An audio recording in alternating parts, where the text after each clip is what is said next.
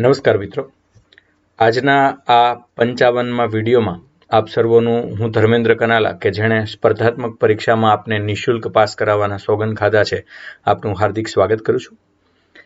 ગઈકાલનો ભગતસિંહ વાળો વિડીયો આપ સર્વોને ખૂબ જ ગમ્યો અને આજે ભગતસિંહનો જન્મદિવસ છે, તેમના જન્મદિવસની પૂર્વ સંધ્યાએ બનાવેલો વિડીયો આપ સર્વોને અતિશય છે એ ગમ્યો। આજે પણ એના જન્મદિવસ નિમિત્તે આપ સર્વો છે એની લિંક છે બધા મિત્રો સાથે શેર કરજો, વધુમાં વધુ એ વિડીયો જોવાય અને ઇતિહાસના એક પ્રકરણનો આપણને સૌને ખ્યાલ આવે। ભગતસિંહ પ્રત્યે લોકોને જે આદર છે એ આદર 100 ગણો થઈ જાય એ ખૂબ જરૂરી છે અને ગાંધીજી પ્રત્યે જે ભગતસિંહના કારણે અનાદર છે એ પણ યોગ્ય રીતે યોગ્ય પરિપ્રેક્ષ્યમાં જોવાય એવી વાત માટે એ વિડીયો આપણે બનાવ્યો છે। આપણે એવા વિડીયો બનાવતા રહીશું।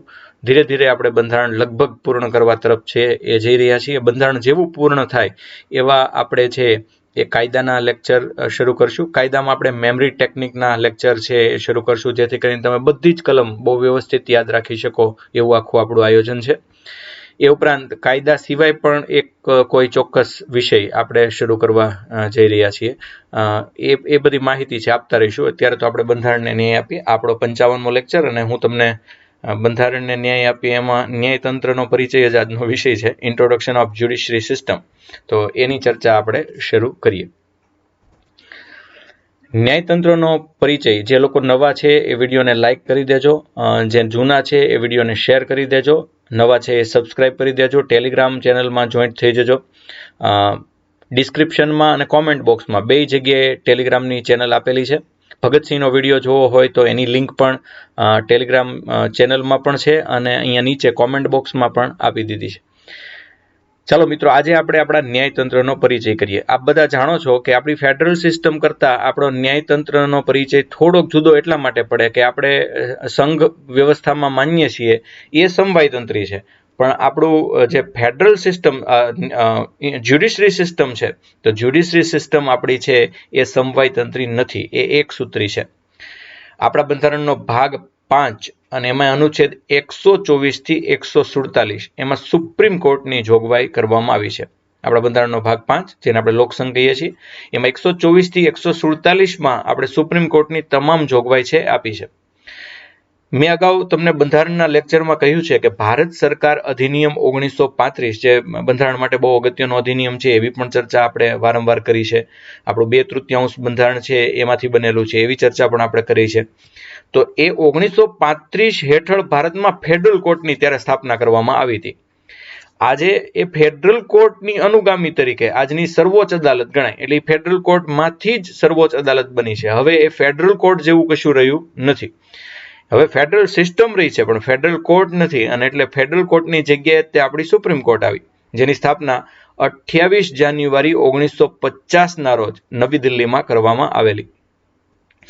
ભારતના ન્યાયતંત્રની રચના એકીકૃત પદ્ધતિથી કરવામાં આવી છે, અને એટલે જ આપણું ન્યાયતંત્રનું માળખું પિરામિડ આકારનું અને સુગ્રથિત છે એવું પણ મેં ક્વિઝમાં પૂછેલું, કેટલાક હોમવર્કના પ્રશ્નોમાં પણ કેટલાક લોકોએ સરસ રીતે છે એ પૂછેલું। સમગ્ર દેશ માટે એક જ સળંગ એક સૂત્રી ન્યાયતંત્રની જોગવાઈ આપણે છે એ કરેલ છે। એટલે હકીકતમાં હાઈકોર્ટ ભલે ગુજરાતમાં હોય પણ એ સુપ્રીમ કોર્ટને આધીન જ કોર્ટ છે, અને એટલે એ એક સૂત્રી અને સળંગ ન્યાયતંત્ર છે એ ગણાય। ન્યાયતંત્રનો આછેરો પરિચય હવે આપણે જોઈ તો આપ જાણો છો, ન્યાયતંત્રનું મુખ્ય કાર્ય ન્યાય કરવાનું છે, કાયદા ઘડવાનું નહીં, અને એટલે જ તે ન્યાયતંત્રમાં જ્યારે તમે જાઓ ત્યારે એ બંધારણનું તમને વિશ્લેષણ કરીને આપે, શું છે એ કે શું હોવું જોઈએ એ ન્યાયતંત્ર મોટા ભાગે એવી ટિપ્પણી ઓછી કરે છે। ધારાસભાએ ઘડેલા કાયદા અને કારોબારી દ્વારા તેનો અમલ વખતે જો કાયદાનો ભંગ થાય તો ભંગ કરનારને સજા કે દંડ કરવાનું કાર્ય ન્યાયતંત્રનું છે। એટલે ધારાસભાએ જે કાયદા ઘડ્યા હોય અને કારોબારી દ્વારા એનો અમલ થતો હોય, પણ અમલ થતી વખતે જો કાયદાનો ભંગ થાય તો એ ભંગ કરનારને સજા કે દંડ કરવાનું કામ ન્યાયતંત્રનું છે। આમ ન્યાયતંત્ર આપણા બંધારણનું વાલી છે, આપણા બંધારણનું રક્ષક છે। દેશનો મૂળભૂત કાયદો એટલે કે બંધારણ, એટલે કે કાયદાનો કાયદો, એનું અર્થઘટન કરવાનું કાર્ય પણ સર્વોચ્ચ અદાલતનું છે। અંતિમ અર્થઘટન મોટા ભાગે સુપ્રીમ કોર્ટ કરે છે। આપણા બંધારણ વિશે સુપ્રીમ કોર્ટ જેટલું જાણે છે એટલું કોઈ જાણતું નથી, એવી આપણી સૌની માન્યતા છે। આ રીતે ન્યાયતંત્રની અગત્યતા ન્યાયતંત્રની સ્વતંત્રતા અને અન્ય હકોનું રક્ષણ કરવા માટે છે. ન્યાયતંત્ર ખૂબ અગત્યનું છે. શું કામ? તો કે સ્વતંત્રતા અને અન્ય હકોનું રક્ષણ કોણ કરશે? તો કે ન્યાયતંત્ર જ કરે છે. લોકશાહી દેશોમાં નાગરિકના હકોના રક્ષણ માટે ન્યાયાધીશો સ્વતંત્ર, તટસ્થ, નીડર હોય તે જરૂરી છે. અત્યારે આપણો દેશ લોકશાહી છે અને એમાં ન્યાયતંત્ર છે એકદમ સ્વતંત્ર, તટસ્થ ને નીડર હોય એવું ખૂબ જરૂરી છે. સર્વોચ્ચ અદાલતનો નિર્ણય આખરી અને સર્વમાન્ય ગણવામાં આવે છે. એને ઉવેખવાની કોશિશ મોટા ભાગના લોકો કરતા નથી, સિવાય કે સંસદ. અને સંસદે જ્યારે આવું કર્યું ત્યારે અંતિમ તો પગલું છે ન્યાયતંત્રનું જ રહ્યું છે. અને ન્યાયતંત્રને આપણે સર્વોપરી તો ન ગણી શકીએ, પણ ન્યાયતંત્ર વધુ જાણે છે એવું કહેવામાં કંઈ ખોટું નથી. તો આમ ન્યાયતંત્ર તટસ્થ, નીડર અને સ્વતંત્ર તો છે જ, પણ ક્યારેક એવું લાગે કે સરકાર બહુ સબળ હોય અથવા સરકાર તુમાખી હોય ત્યારે ક્યારેક ન્યાયતંત્રને છે એ વિચિત્ર સંજોગોમાં મુકાવવું પડે છે. દાખલા તરીકે ઇન્દિરા ગાંધી વખતે ન્યાયતંત્રનો હાસ થયેલો હોય આપણે બધા જાણીએ છીએ. એટલે સરકાર અતિ સબળ હોય તો ક્યારેક ન્યાયતંત્રને પણ દબોચવાની કોશિશ કરે. હાલમાં પણ સરકારે છે ન્યાયતંત્રની અંદર ન્યાયાધીશને કેવી રીતે સિલેક્ટ કરવા એની સિસ્ટમમાં ફેરફાર કરવાની કોશિશ કરેલી. તો આમ ન્યાયતંત્ર સાથે ચેડા કરવાનો સંસદનો રિવાજ એ કંઈ નવો નથી, બહુ જૂનો છે. સામા પક્ષે ન્યાયતંત્રએ સંસદની બાબતમાં ખોટી રીતે ચેડા કર્યા હોય એવા દાખલા તમને રેર કેસમાં મળે અથવા કદાચ મળે પણ નહીં. ભારતમાં સૌપ્રથમ ભારતીય ઉચ્ચ ન્યાયાલય અધિનિયમ 1862 મુજબ સૌથી પહેલા 1862 મુજબ 1861માં કલકત્તા, મુંબઈ અને મદ્રાસ ખાતે અદાલતની સ્થાપના છે એ કરવામાં આવી. ત્યારબાદ આપ બધા જાણો છો કે ભારત સરકાર અધિનિયમ 1935 અંતર્ગત કેન્દ્ર માટે એક ઉચ્ચતમ ન્યાયાલય અને રાજ્ય માટે ઉચ્ચ ન્યાયાલય કે વડી અદાલતની જોગવાઈ કરવામાં આવી. બંધારણના ભાગ 6માં અનુચ્છેદ 214 થી 231માં રાજ્ય માટે હાઈકોર્ટની જોગવાઈ છે. જેમ ભાગ 5માં સુપ્રીમ કોર્ટની જોગવાઈ છે, એમ ભાગ 6માં દરેક રાજ્ય માટે હાઈકોર્ટની જોગવાઈ છે. આમ બંધારણના ભાગ 6ના અનુચ્છેદ 233 થી 237માં નિમ્ન સ્તરની અદાલત એટલે કે તાબાની અદાલત, જિલ્લા અદાલત, અન્ય કોર્ટ, સેશન્સ કોર્ટ આ બધાનો ઉલ્લેખ છે એ 233 થી 237માં કરવામાં આવ્યો છે. એટલે અહીંયા તમને દેખીતી રીતે તે 3 માળખાનો ખ્યાલ આવી ગયો કે એક સર્વોચ્ચ છે એ સુપ્રીમ કોર્ટ છે અને ત્યારબાદ એની નીચે હાઈકોર્ટ છે. હાઈકોર્ટની નીચે જિલ્લા અદાલતો, સેશન્સ કોર્ટ, તાલુકાની અદાલતો અને એ બધું છે એ તમને ખ્યાલ આવી ગયો છે. 1862માં અધિનિયમ પ્રમાણે 1861માં 3 જગ્યાએ કોર્ટ છે એ થઈ હતી અને ત્યારબાદ 1935ના અધિનિયમ પ્રમાણે એ વડી અદાલતની જોગવાઈ અને સર્વોચ્ચ અદાલતની જોગવાઈ છે એ થઈ. ભાગ 6 પ્રમાણે ભાગ 5માં સુપ્રીમ કોર્ટ, ભાગ 6માં હાઈકોર્ટ અને ભાગ 6ની અંદર જ આગળના અનુચ્છેદમાં છે નિમ્ન સ્તરની અદાલતોનો ઉલ્લેખ કરવામાં આવ્યો છે. ભારતનું એક સૂત્રમાં બંધાયેલું ન્યાયતંત્ર આમ 4 સ્તરનું છે. ચાલો એના 4 સ્તર આપણે છે એ જોઈએ. પહેલું સ્તર તો આપ બધા જ જાણો છો કે રાષ્ટ્રીય કક્ષાએ સુપ્રીમ કોર્ટ એટલે કે આખા દેશમાં એક સુપ્રીમ કોર્ટ કે જે દિલ્હીમાં આવેલી છે.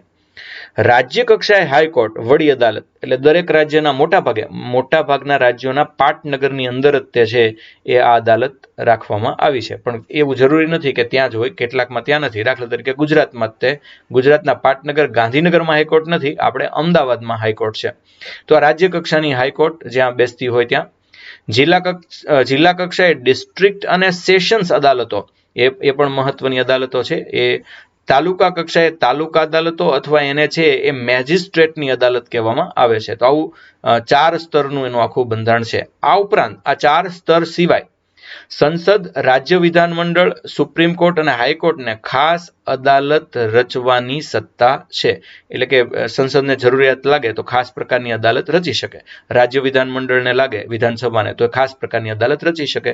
સુપ્રીમ કોર્ટને, હાઈકોર્ટને લાગે તો પણ ખાસ અદાલત રચવાની સત્તા છે. આ ખાસ અદાલત કઈ હોય એની ચર્ચા પણ હમણાં આપણે કરીશું. ઈ કોર્ટ જેલમાં વિડીયો કોન્ફરન્સથી જેલના કેદીઓના કેસ ચલાવતી કોર્ટ ઈ કોર્ટ તરીકે ઓળખાય છે. જો વિડીયો કોન્ફરન્સથી જેલના કેદીઓના કેસ ચલાવતી કોર્ટ ઈ કોર્ટ તરીકે ઓળખાય છે. બહુ વિશિષ્ટ પાસું કોર્ટનું ઈ કોર્ટ. અને ઈ કોર્ટ ખાસ કેદીઓ જેવા કે આતંકવાદીઓ, ખૂંખાર ગુનેગારો કે અગત્યના ગવાહોને સાચવવા માટે એ રચવામાં આવી છે. ભારતની સૌપ્રથમ ઈ કોર્ટ અમદાવાદ સિટી સિવિલ અને સેશન્સ કોર્ટ ખાતે બનાવવામાં આવી, જેનું ઉદ્ઘાટન તત્કાલીન સર્વોચ્ચ અદાલતના મુખ્ય ન્યાયાધીશ કે.જી. બાલકૃષ્ણન દ્વારા છે એ કરવામાં આવ્યું. ફરીવાર જોઈએ ઈ કોર્ટનું કામ શું છે તો કે જેલની અંદર વિડીયો કોન્ફરન્સથી જેલના કેદીઓનો કેસ ચલાવતી ઈ કોર્ટ એ બહુ પ્રખ્યાત આજકાલ છે એ થઈ છે. ખાસ કરીને આતંકવાદીને ખૂંખાર ગુનેગાર અને અગત્યના ગવાહોને સાચવવા માટે ઈ કોર્ટ બહુ અગત્યની છે. બહુ ઝડપથી એમાં બધું તે એ વ્યવસ્થિત રીતે આપણે સાચવી શકીએ છીએ. આવી ઈ કોર્ટ આપણે ગુજરાતનું ગૌરવ એવે અમદાવાદ સિટી સિવિલ અને સેશન્સ કોર્ટ ખાતે બનાવવામાં આવી અને કેજી બાલકૃષ્ણન તત્કાલીન મુખ્ય ન્યાયાધીશ દ્વારા એમનું છે એ ઉદ્ઘાટન કરવામાં આવ્યું. તો આવી ઈ કોર્ટ પણ ચલાવવામાં આવે છે. એ ઉપરાંત સાંધ્ય કોર્ટ, સાંજના સમયે ચાલતી કોર્ટને સાંધ્ય કોર્ટ તરીકે ઓળખાય છે. 2007માં જ્યારે અશોક ભટ્ટ કાયદા મંત્રી હતા ત્યારે એ પણ સૌથી પહેલા મિર્ઝાપુર અમદાવાદ ખાતે એ સાંધ્ય કોર્ટની શરૂઆત છે એ થઈ. તો આ પણ બે ગૌરવ ગુજરાત લઈ શકે, એક તો ઈ કોર્ટનું અને એક સાંધ્ય કોર્ટ. સાંધ્ય કોર્ટ શેના માટે હોય છે તો કે સાંજના સમયે ચાલતી કોર્ટ છે. એનાથી ફાયદો શું તો કે એનાથી ફાયદો એ છે કે કોર્ટનો જે ભરાવો કેસનો થયો છે એ નિકાલ કરવામાં સાંધ્ય કોર્ટ મદદરૂપ છે એ થાય છે. અમદાવાદ ખાતે મિર્ઝાપુરમાં આવી કોર્ટની શરૂઆત છે એ થઈ. આપણા સુપ્રીમ કોર્ટના મુખ્ય ન્યાયાધીશ અહીંયા દ્રશ્યમાન થાય છે. તમારે હોમવર્કમાં એનું નામ જણાવવાનું છે. આપણા દિલ્હી ખાતે બેઠેલા chief justice of India CJI એ અહીંયા તમને ચિત્રમાં છે દેખાય છે. હાલમાં થોડા સમય પહેલા જ એમની નિમણૂક થઈ. એ ઉપરાંત મોબાઈલ કોર્ટ, હરતી ફરતી કોર્ટ, જે સ્થળાંતર કરી શકાતી કોર્ટ છે એ કહેવાય, એટલે મોબાઈલ કોર્ટ. હરિયાણાના મેવાત ગ્રામ પંચાયતે આ સૌપ્રથમ મોબાઈલ કોર્ટની છે એ શરૂઆત કરી. આ હરતી ફરતી એટલે કે સ્થળાંતર કરતી કોર્ટ છે એ ગણવામાં આવે છે. લોક અદાલત એટલે કે જનતાની અદાલત. મોટા ભાગે સુપ્રીમ કોર્ટ અને હાઈકોર્ટ કેસના એટલા બધા પ્રેશરમાં છે કે આજથી જો એ બેસી જાય ને દિને રાત કામ કરે તો પણ ઓછામાં ઓછા 10 થી 12 વર્ષ બધા કેસના ઉકેલમાં નીકળી જાય અને ત્યાં સુધીમાં વળી પાછા એટલા જ કેસ સામે આવી જાય.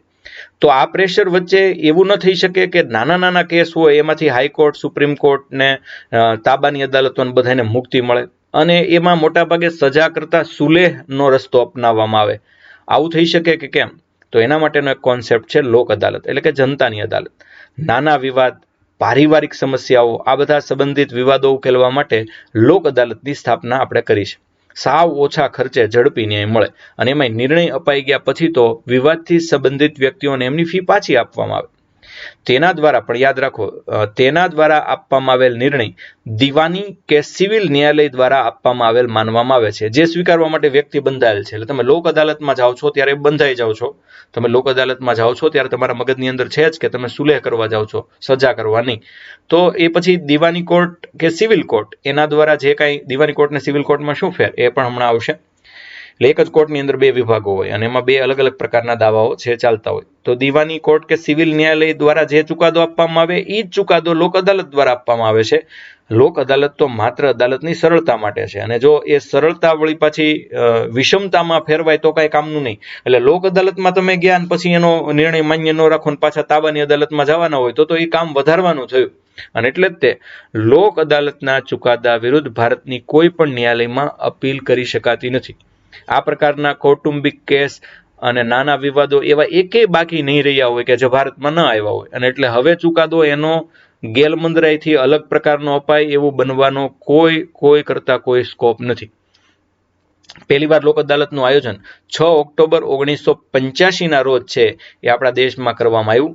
સર્વોચ્ચ ન્યાયાલયના ત્યારના મુખ્ય ન્યાયાધીશ PN ભગવતીની અધ્યક્ષતામાં 1985માં 6 ઓક્ટોબરે આ છે એનું આયોજન જનતાની અદાલત એટલે કે લોક અદાલતનું આયોજન છે થયું. ત્યાર પછી લોક અદાલતો ચાલતી રહી છે અને ભારતની જે મુખ્ય કોર્ટ છે એટલે કે સુપ્રીમ કોર્ટ અને હાઈકોર્ટ્સ એના કામમાં ભારણ ઘટાડવાનું કામ બહુ સરસ રીતે આ કરે છે. અને બહુ સારી વાત એ છે કે અહીંયા સજા આપવા કરતાં સુલેહ કરાવવાનો હેતુ વધુ હોય છે. અહીંયા આપણા ગુજરાત હાઈકોર્ટના મુખ્ય ન્યાયાધીશ દ્રશ્યમાન થાય છે. એમનું નામ પણ તમે મને હોમવર્કમાં જણાવજો. પ્રશ્ન એ રહેશે કે ગુજરાત હાઈકોર્ટના મુખ્ય ન્યાયાધીશનું નામ શું છે? ન્યાયતંત્રને નિષ્પક્ષ, તટસ્થ અને સ્વતંત્ર રાખવા માટે કેટલીક જોગવાઈ આપણે કરી છે જેથી કરીને આપણું ન્યાયતંત્ર છે એકદમ નિષ્પક્ષ રહે. ભારતના બંધારણની વિવિધ જોગવાઈઓ અનુસાર બંધારણના ઘડવૈયાઓએ ન્યાયતંત્રને નિષ્પક્ષ, તટસ્થ અને સ્વતંત્ર રાખવા માટે ઘણી વ્યવસ્થાઓ કરેલ છે. સર્વોચ્ચ અદાલત અને વડી અદાલત એટલે કે સુપ્રીમ કોર્ટ અને હાઈકોર્ટ સંબંધિત વિવિધ જોગવાઈઓ આપણે હવે જોઈએ. નંબર 1, સુપ્રીમ કોર્ટ અને હાઈકોર્ટના ન્યાયાધીશની નિમણૂક માટે ન્યાયતંત્રના જ સભ્યોની સલાહ અનુસાર નિયુક્તિ કરવાની વ્યવસ્થા છે. આમાં સંસદ દેખીતી રીતે સીધી કોઈ આડખીલી રૂપ કે માથાકૂટ રૂપ કે દખલગીરી કરી શકતું નથી. આમ આ વ્યવસ્થા ન્યાયાધીશોની નિમણૂકની સત્તા સંપૂર્ણ રીતે કારોબારીના અંકુશ નીચે નથી. નિમણૂકમાં પક્ષપાતી વલણની શક્યતાને દૂર કરવા માટે આવી વ્યવસ્થા ખૂબ જરૂરી છે અને આવી વ્યવસ્થા ફેરવી શકાતી નથી અને ફેરવવી હોય તો પણ સંસદના હાથમાં નથી, સુપ્રીમ કોર્ટના હાથમાં છે. એટલે ન્યાયાધીશની નિમણૂક કેમ કરવી એ સંસદે સુધાર્યું તો સુપ્રીમ કોર્ટે ઉડાડી દીધું કે ભાઈ એમ તમે સુધારો એમ નહીં, અમે સુધારી એમ ચાલે. જોકે એમાં સુપ્રીમ કોર્ટમાં પણ અગાઉ વિવાદ થયેલા જ છે. મંત્રણાવાળો પ્રશ્ન આવ્યો હતો અને પહેલા એવું કહ્યું કે ભાઈ મંત્રણાને ધ્યાનમાં નહીં લેવાની, પછી કીધું મંત્રણાને ધ્યાનમાં લઈ અને વરિષ્ઠ નાગરિકને જ સુપ્રીમ કોર્ટનો મુખ્ય ન્યાયાધીશ બનાવવાનો. ત્યારબાદ છે એ ટુકડીની વાત આવી. એટલે ટૂંકમાં વિવાદ તો ત્યાં છે, પણ ત્યાં વિવાદ ચાલશે, સંસદવાળાના હાથમાં ન્યાયતંત્ર ન આવે એટલા માટે બહુ સ્પષ્ટપણે એમણે એમની નિયુક્તિની વ્યવસ્થા એમને જે અનુકૂળ હોય એ અનુસાર એ કરી શકશે એવું રાખ્યું છે અને ખૂબ સારું છે. સર્વોચ્ચ અદાલત અને વડી અદાલતોના ન્યાયાધીશોને પદની સુરક્ષા અપાય છે. એટલે કે સુપ્રીમ કોર્ટ અને હાઈકોર્ટના ન્યાયાધીશ એ પછી મુખ્ય ન્યાયાધીશ હોય કે અન્ય ન્યાયાધીશ હોય, બધાને આપણે પદની સુરક્ષા આપી છે. આપણા જ બંધારણની જોગવાઈ અનુસાર જ વિશેષ પ્રક્રિયા પ્રમાણે એમને પદ ઉપરથી હટાવી શકાય છે. એટલે કે રાષ્ટ્રપતિની જેમ મહાભિયોગની પ્રક્રિયા છે ને, આનું નામ ભલે સુપ્રીમ કોર્ટને હાઈકોર્ટના ન્યાયાધીશને હટાવવાની પ્રક્રિયાનું નામ મહાભિયોગ નથી, પણ એ મહાભિયોગ કરતાં પણ વિશેષ પ્રક્રિયા છે. એ કઈ રીતે તો ચાલો જોઈએ.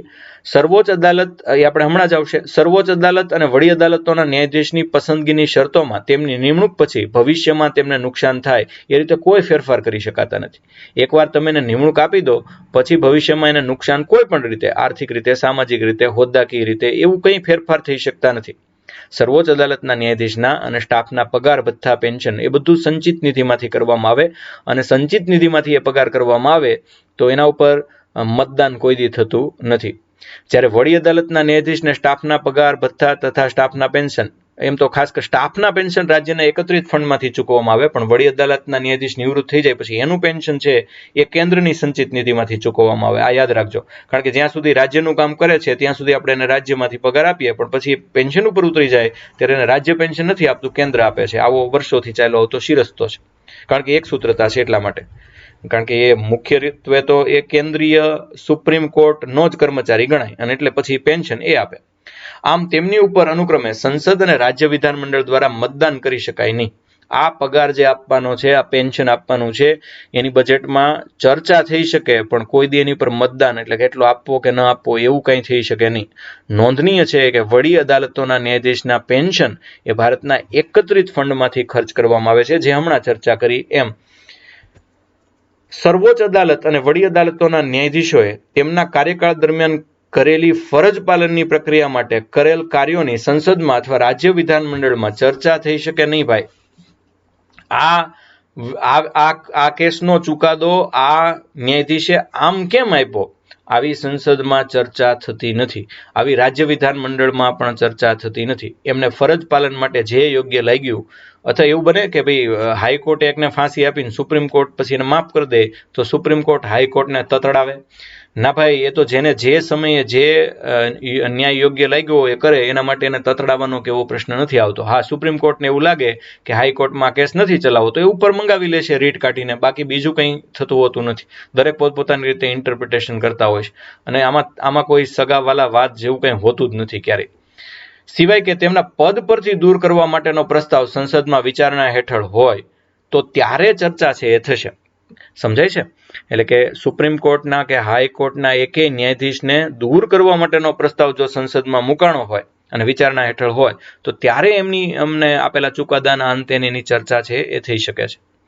સર્વોચ્ચ અદાલતના ન્યાયાધીશ નિવૃત્તિ બાદ દેશના વિસ્તારની કોઈ પણ અદાલત કે સત્તા મંડળ સમક્ષ વકીલાત કે કોઈ પણ પ્રકારનું કાર્ય કરી શકે નહીં, જો કે એમને જરૂરિયાત પણ ન હોય, અને જરૂરિયાત હોય તો પણ એકવાર આ દેશના સર્વોચ્ચ સ્થાન પર બિરાજમાન થઈ ગયા બાદ એ નીચા પ્રકારનું કામ કરે તો એ દેશને શોભનીય નથી અને એટલે એવું કરી શકે નહીં. વડી અદાલતના ન્યાયાધીશ નિવૃત્તિ બાદ, જોકે સુપ્રીમ કોર્ટના મુખ્ય ન્યાયાધીશ છે એ નિવૃત્ત થઈ ગયા પછી પણ ક્યાંય શાંતિથી બેસી શકતા નથી, કારણ કે એની કોર્ટને એટલી બધી જરૂરિયાત છે કે એમની પાછી નિમણૂક છે એ કરે જ છે. પાછી નિમણૂક કરે એટલે પછી એ કાર્યકારી ગણાય. વડી અદાલતના ન્યાયાધીશ નિવૃત્તિ બાદ સર્વોચ્ચ અદાલત કે અન્ય વડી અદાલત સિવાયની કોઈ અદાલત કે સત્તા મંડળ સમક્ષ વકીલાત કે કાર્ય કરી શકે નહીં. એટલે ગુજરાત હાઈકોર્ટના મુખ્ય ન્યાયાધીશ છે એ નિવૃત્ત થઈ જાય તો એ અન્ય વડી અદાલત એટલે બીજી વડી અદાલતમાં પાછા કામ કરી શકે. બીજા કોઈ સમક્ષ એટલે કે સુપ્રીમ કોર્ટમાં કામ કરી શકે પણ એનાથી નીચેની અદાલતમાં કામ કરી શકે નહીં. સર્વોચ્ચ અદાલત ને વડી અદાલત પોતાના આદેશની અવગણના બદલ કોઈ પણ વ્યક્તિને સજા કરી શકે છે. એ ભલે પછી પ્રશાંત ભૂષણ હોય, ગમે એવી વ્યક્તિ હોય, તો એ સુપ્રીમ કોર્ટ કે હાઈકોર્ટના આદેશને જો કોઈ અવગણે અથવા એનું અવહેલના કરે અથવા એનું અપમાન કરે તો એની સજા કરી શકે છે. મેં તમને અગાઉ કહ્યું કે સુપ્રીમ કોર્ટ ને હાઈકોર્ટ તો માતા જેવી છે. જો આમ તો દલીલ જ ન થઈ શકે પણ છતાં ટૂંકમાં આદેશ વગર તમે દલીલ પણ ન કરી શકો, પણ દલીલ કરી હોય અને વ્યાજબી હોય તો સુપ્રીમ કોર્ટને હાઈકોર્ટ તમને જવા દે છે. જોકે જવા દેવા એવું કંઈ જરૂરી નથી. કોઈ દલીલ તમને ન કહે ત્યાં સુધી તમારે કરવાની જ ન હોય. સર્વોચ્ચ અદાલતના મુખ્ય ન્યાયાધીશ કોઈ પણ પ્રકારના કારોબારી હસ્તક્ષેપ વગર અદાલતના અધિકારીઓ અને કર્મચારીઓની નિમણૂક કરી શકે અને એમના સેવાની શરતો પણ નક્કી કરી શકે. સર્વોચ્ચ અદાલતના આપણા CJI છે એ કોઈ પણ પ્રકારની સરકારના હસ્તક્ષેપ વગર અદાલતના અધિકારીઓની નિમણૂક, કર્મચારીઓની નિમણૂક અને એમની સેવાની શરતો નક્કી કરી શકે છે અને એમાં એને કોઈ હસ્તક્ષેપ કરતું નથી. એવી જ રીતે હાઈકોર્ટના મુખ્ય ન્યાયાધીશ કોઈ પણ પ્રકારના કારોબારી હસ્તક્ષેપ વગર અદાલતના અધિકારી અને કર્મચારીની નિમણૂક કરી શકે, એના સેવાની શરતો એ નક્કી કરી શકે. સર્વોચ્ચ અદાલત અને વડી અદાલતની સત્તા તથા તેમના અધિકાર ક્ષેત્રને સંસદ અથવા રાજ્ય વિધાનમંડળ કોઈ દી ઘટાડી શકતું નથી. એટલે કે સંસદ દ્વારા એવું નક્કી થાય કે ભાઈ હવે સુપ્રીમ કોર્ટનું અધિકાર ક્ષેત્ર આટલું નહીં આટલું રહેશે, આવું કોઈ દી શક્ય નથી. અને એવી જ રીતે હાઈકોર્ટનું અધિકાર ક્ષેત્ર ઘટાડવું એ પણ રાજ્ય વિધાનમંડળ કે સંસદ કોઈની સત્તામાં નથી. આ યાદ રાખજો. આપણે સૌથી પહેલા ચર્ચા આપણી સર્વોચ્ચ અદાલત એટલે કે સુપ્રીમ કોર્ટની કરીએ તો અમેરિકી બંધારણની વિરુદ્ધ ભારતીય બંધારણમાં એકલ ન્યાયતંત્રની વ્યવસ્થા કરવામાં આવી છે. તો આપણે અમેરિકી બંધારણની જેમ નથી પણ ભારતના બંધારણમાં એકલ ન્યાયતંત્ર એટલે કે સુગ્રથિત આખું પિરામિડ આકારનું માળખું છે. એના શીર્ષ સ્થાન પર સર્વોચ્ચ ન્યાયાલય છે. એટલે કે સાવ ઉપર છે એ સુપ્રીમ કોર્ટ છે અને નીચે હાઈકોર્ટ છે. હાઈકોર્ટની નીચે છે એ જિલ્લા ન્યાયાલય છે. જિલ્લા ન્યાયાલય નીચે તાલુકા ન્યાયાલય છે અને એ રીતે ટ્રિબ્યુનલ ને બધું આવશે. ભારત સરકાર અધિનિયમ 1935 હેઠળ ભારતમાં ફેડરલ કોર્ટની સ્થાપના કરવામાં આવી હતી. આજે આ ફેડરલ કોર્ટના અનુગામી તરીકે તમે સર્વોચ્ચ અદાલતને છે એ ઓળખો છો. 1937 થી 1950 સુધી એટલે લગભગ ભારત પ્રજાસત્તાક થયું ત્યાં સુધી એ 1950ના મધ્ય સુધી ફેડરલ કોર્ટ ઓફ ઇન્ડિયાની બેઠક નરેન્દ્ર મંડળ એટલે કે ચેમ્બર ઓફ પ્રિન્સીસમાં ભરાતી હતી. પણ 26મી જાન્યુઆરી 1950ના રોજ ભારત એક સાર્વભૌમ લોકશાહી ગણતંત્ર બન્યું. એના 2 દિવસ બાદ એટલે કે 28મી જાન્યુઆરી 1950ના રોજ સર્વોચ્ચ અદાલતનું ઉદ્ઘાટન એ નરેન્દ્ર મંડળ જ્યાં બેસતા હતા ત્યાં ચેમ્બર ઓફ પ્રિન્સેસમાં કરવામાં આવ્યું. 1958 સુધી સર્વોચ્ચ ન્યાયાલય ત્યાં જ બેઠી, પણ 1958 પછી હાલની ઇમારત એમણે ખરીદી અને ત્યાં સુધી તેની બેઠક નરેન્દ્ર મંડળમાં ભણાતી હતી. તો મારો પ્રશ્ન આજનો પહેલો બીજો જે કંઈ હોય એ પ્રશ્ન એ છે કે આ નરેન્દ્ર મંડળ ક્યાં આવ્યું? સર્વોચ્ચ ન્યાયાલયની હાલની ઇમારતની ડિઝાઇન સ્થપતિ આર્કિટેક્ચર ગણેશ ભીખાજી ડિયોલાલીકરે કરી હતી અને બહુ સુંદર રીતે આપણી સુપ્રીમ કોર્ટ છે એ બનાવવામાં આવી.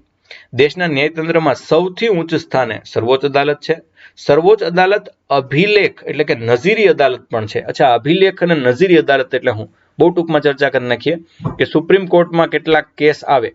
આ સુપ્રીમ કોર્ટની અંદર જે કેસ આવે એ કેટલાક અટપટા અને ખૂબ અઘરા કેસ હોય તો એ લડવા માટે કેટલાય પુરાવા, કેટલાય આધાર ને કેટલોય સમય બગડતો હોય છે. એટલે પછી આનો રેકોર્ડ આખો છે એ અદાલતની અંદર એક ચોક્કસ રૂમમાં રાખવામાં આવે. આ રેકોર્ડ છે એ જ્યાં રાખવામાં આવ્યો એ અભિલેખ કે નજીરી અદાલત કહેવાય. અને આ રેકોર્ડ પછીથી સુપ્રીમ કોર્ટની અંદર પણ કામ લાગે, અન્ય હાઈકોર્ટમાં પણ છે કામ લાગે. તો આના દ્વારા જાહેર કરાયેલ કાયદો દેશની તમામ અદાલતો માટે બંધન કરતા છે. એટલે કે સુપ્રીમ કોર્ટમાં જે નિર્ણય આવ્યો હોય એ તમામ હાઈકોર્ટ માટે બંધન કરતા છે.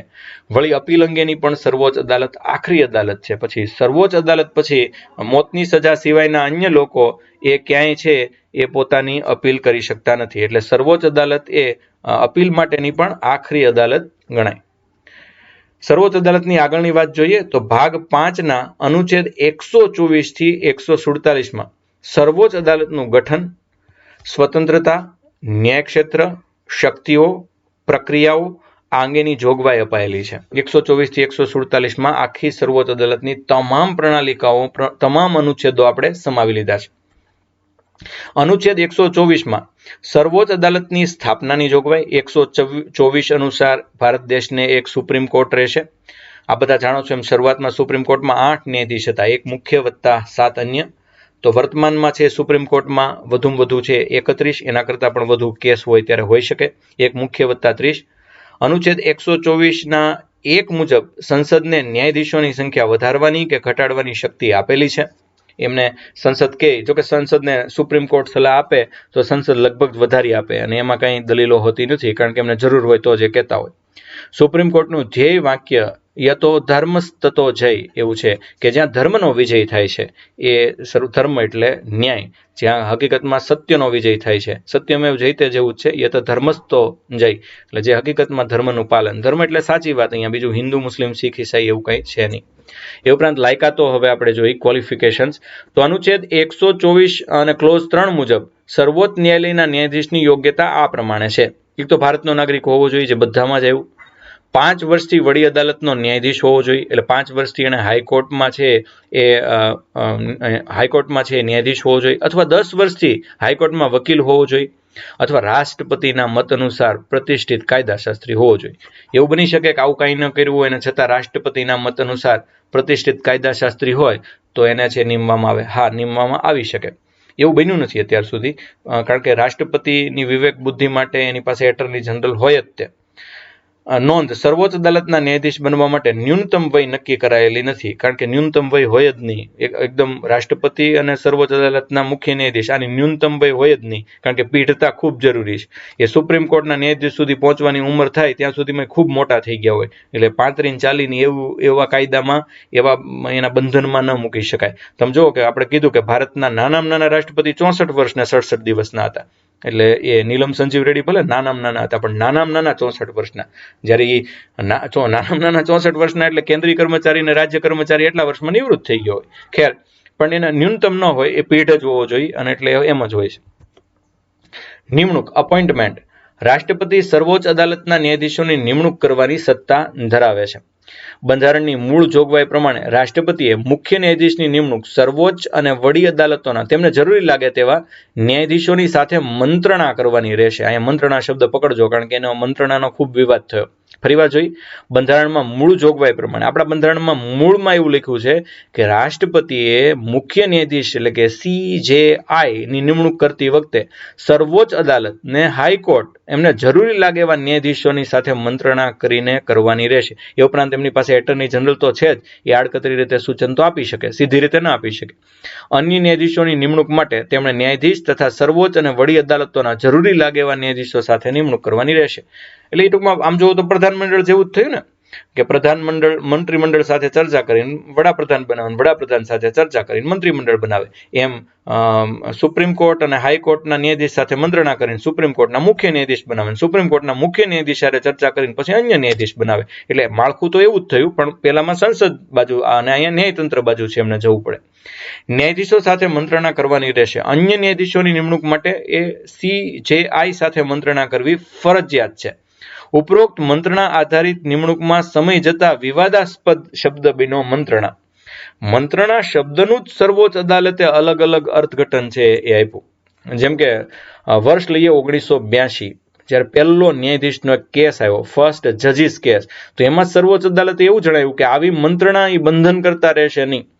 બધાય સુપ્રીમ કોર્ટના મુખ્ય ન્યાયાધીશ માટે બેસે, નક્કી કરે, એ કાંઈ સર્વોચ્ચ અદાલત માટે બંધન કરતા રહેશે નહીં. એમને જેમને બનાવવો હોય એ વ્યક્તિ છે એ બની શકશે. કોણ? તો કે સુપ્રીમ કોર્ટનો મુખ્ય ન્યાયાધીશ. આવું કોણે કર્યું? તો કે આવું સંસદે જ કર્યું. અને આવું કોણે કર્યું? આવું પેલું ઇન્દિરા ગાંધીએ જ કર્યું. રાય સાહેબને છે જ્યારે એમને સુપ્રીમ કોર્ટના ચીફ જસ્ટિસ બનાવ્યા, ત્યારે વરિષ્ઠતાવાળી વાત ને મંત્રણાવાળી વાત બંનેને છે એમણે નેવે મૂકી. જ્યારે વર્ષ 1993 પાછો દ્વિતીય ન્યાયાધીશ કેસ થયો અને એમાં મંત્રણાને બંધન કરતા કરાય કે ભાઈ સર્વોચ્ચ અદાલતનો વરિષ્ઠ વ્યક્તિ હોય એ જ તે મુખ્ય ન્યાયાધીશ બને. તો એવું ન બને કે સાહેબ વરિષ્ઠ હોય પણ બુદ્ધિવાળો ન હોય, એવું ન બને ભાઈ. સુપ્રીમ કોર્ટની અંદર જે બધા ન્યાયાધીશ હોય બધા જ બુદ્ધિશાળી હોય, બધા જ હરખા લેવલના હોય, ખાલી ફરક ઉંમરનો હોય. તો હવે જે એમાં બુદ્ધિ નહીં, અનુભવ જોવાનો હોય. જેના અનુભવ વધારે હોય એ જ હોશિયાર હોય, એવું હોય ને હોય જ તે. આ કઈ સંસદ નથી ભાઈ. અને એટલે છે ન્યાયમાં આ બધા તો ક્વોલિફાઈડ માણસો છે, અને એટલે જ છે એ સૌથી વરિષ્ઠ હોય એ જ તે સૌથી હોશિયાર હોય, આવું માની લેવાનું. અને એવું હોય જ તે ભાઈ. વરિષ્ઠ ન્યાયાધીશને જ મુખ્ય ન્યાયાધીશ તરીકે નિયુક્ત કરી શકાશે. વળી પાછું 1998માં આ ભૂત સળવળ્યું અને તૃતીય ન્યાયાધીશ કેસ દ્વારા સર્વોચ્ચ અદાલતે અર્થઘટન આપ્યું કે રાષ્ટ્રપતિ અને મુખ્ય ન્યાયાધીશ અને 4 અન્ય ન્યાયાધીશ એની સલાહ મુજબ આપણે છે એ નિમણૂક કરવાની રહેશે. આમ ન્યાયાધીશોની નિમણૂક માટે ન્યાયાધીશોની સલાહને જ બંધનકર્તા બનાવે. એટલે ન્યાયાધીશોની સલાહ છે એ અત્યારે બંધનકર્તા છે. આ રીતે ન્યાયાધીશોની નિયુક્તિ માટે તૈયાર થયેલ વ્યવસ્થા કોલેજિયમ પ્રણાલી તરીકે ઓળખાય. કોલેજિયમ સિસ્ટમમાં 5 સભ્યો હોય. એમાં સુપ્રીમ કોર્ટના મુખ્ય ન્યાયમૂર્તિ અને સુપ્રીમ કોર્ટના 4 વરિષ્ઠ ન્યાયાધીશનો સમાવેશ થાય છે. આ 5 સભ્યો દ્વારા કાયદા મંત્રાલયને નવા મુખ્ય ન્યાયમૂર્તિ માટે સલાહ અપાય છે. કાયદા મંત્રાલય આ સલાહ રાષ્ટ્રપતિને સોંપે અને રાષ્ટ્રપતિ એ રીતે સુપ્રીમ કોર્ટના મુખ્ય ન્યાયાધીશની નિમણૂક કરે. આને કોલેજિયમ સિસ્ટમ કહેવાય. ફરીવાર જોઈએ, 5 સભ્યો હોય. 5 સભ્યોની અંદર સુપ્રીમ કોર્ટના મુખ્ય ન્યાયમૂર્તિ અને સુપ્રીમ કોર્ટના 4 વરિષ્ઠ ન્યાયાધીશનો સમાવેશ થાય. આ 5 સભ્યો છે એ કાયદા મંત્રાલયને નવા મુખ્યમંત્રી માટે સલાહ આપે અને કાયદા મંત્રાલય આ સલાહ રાષ્ટ્રપતિને આપે. રાષ્ટ્રપતિ એ રીતે સુપ્રીમ કોર્ટના મુખ્ય ન્યાયાધીશની નિમણૂક કરે. વ્યવહારમાં રાષ્ટ્રપતિ સુપ્રીમ કોર્ટના મુખ્ય ન્યાયાધીશ તરીકે સૌથી વરિષ્ઠ ન્યાયાધીશની નિમણૂક કરે જ છે, અને એમાં કોઈ ફેરફાર લગભગ થતો નથી. શપથના કાર્યકાળ. અનુચ્છેદ 124.6 અનુસાર રાષ્ટ્રપતિ અથવા તેમના દ્વારા નિયુક્ત કરેલ વ્યક્તિ સુપ્રીમ કોર્ટના ન્યાયાધીશને શપથ લેવડાવે. કાર્યકાળ તો આમ તો સુપ્રીમ કોર્ટના ન્યાયાધીશ 65 વર્ષની ઉંમર સુધી પદ પર રહી શકે અને તેઓ રાષ્ટ્રપતિને સંબોધીને રાજીનામું આપવું હોય તો આપી શકે છે. ન્યાયાધીશને પદ પરથી હટાવવાની પ્રક્રિયા એ મહાભિયોગ નથી ગણાતી. અને હમણાં થોડીક વાર પહેલા મેં કીધું કે રાષ્ટ્રપતિને હટાવો એના કરતાં પણ સુપ્રીમ કોર્ટના ન્યાયાધીશ, હાઈકોર્ટના ન્યાયાધીશ ને અન્ય ન્યાયાધીશ આ બધાને તમે હટાવવાની પ્રક્રિયા બહુ અઘરી છે.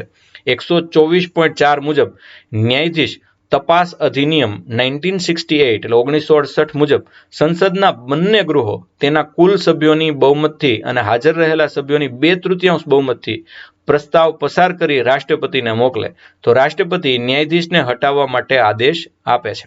તો બરાબર આ સમજીએ કે શું થશે. તો કે સંસદના 2 ગૃહમાં કુલ સભ્યો જેટલા છે એની બહુમતી અને હાજર રહેલાની 2/3 બહુમતીથી એ રાષ્ટ્રપતિને આ સંદેશ મોકલે.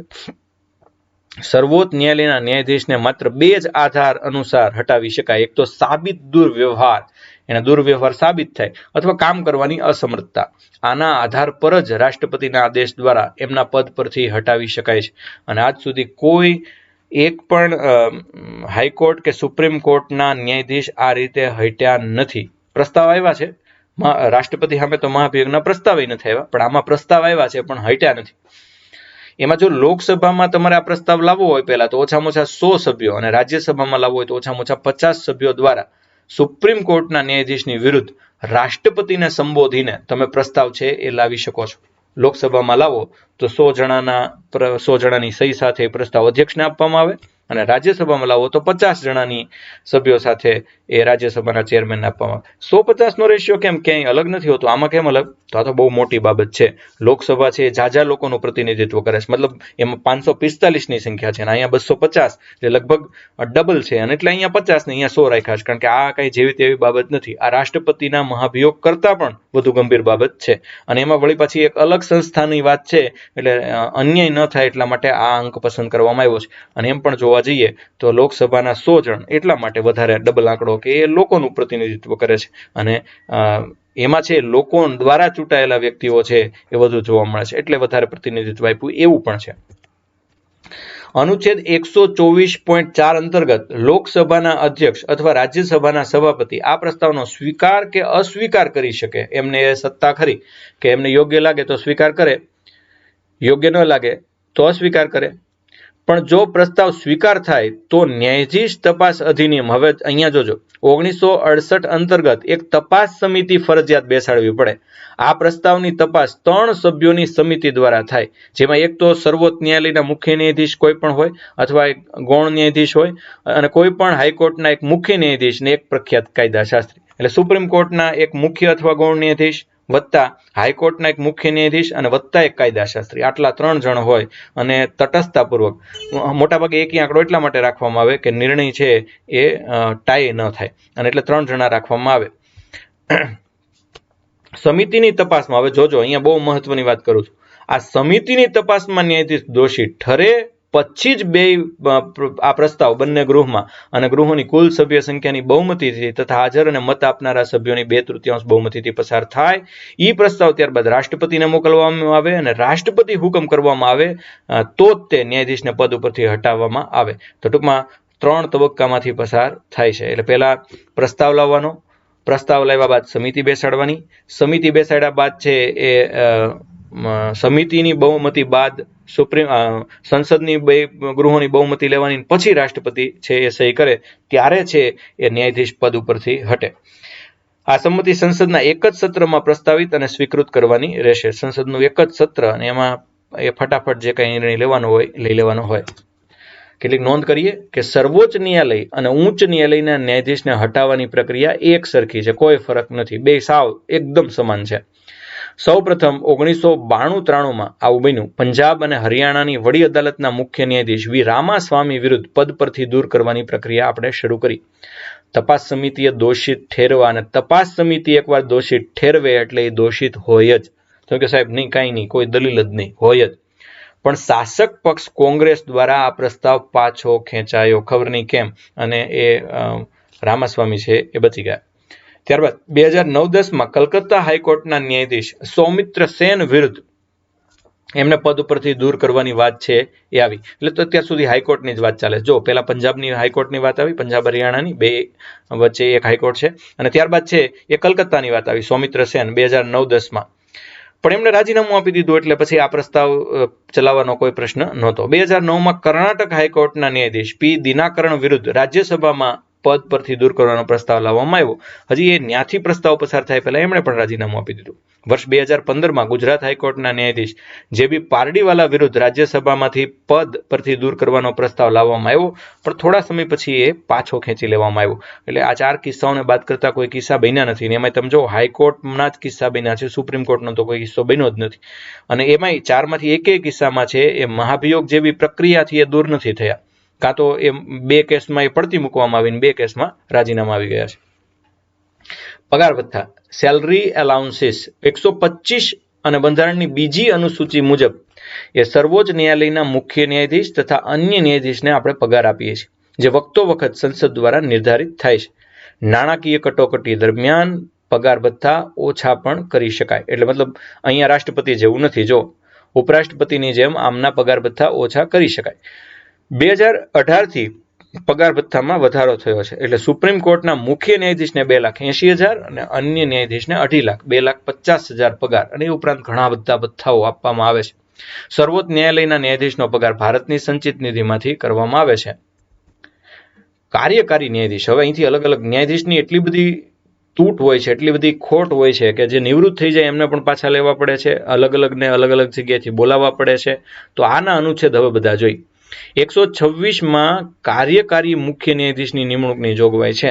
126 મુજબ કાર્યકારી એડ હોક જસ્ટિસ જેની આપણે જરૂર પડે. અચ્છા, કાર્યકારી જસ્ટિસ એટલે શું એ આપણે હવે જોઈએ, પણ એ પહેલા જોઈએ અનુચ્છેદ 127ની જોગવાઈ. એટલે તમને 127 અનુસાર મિત્રો એ ખબર પડશે કે હું કામ આવા કાર્યકારી ન્યાયાધીશ જોઈએ.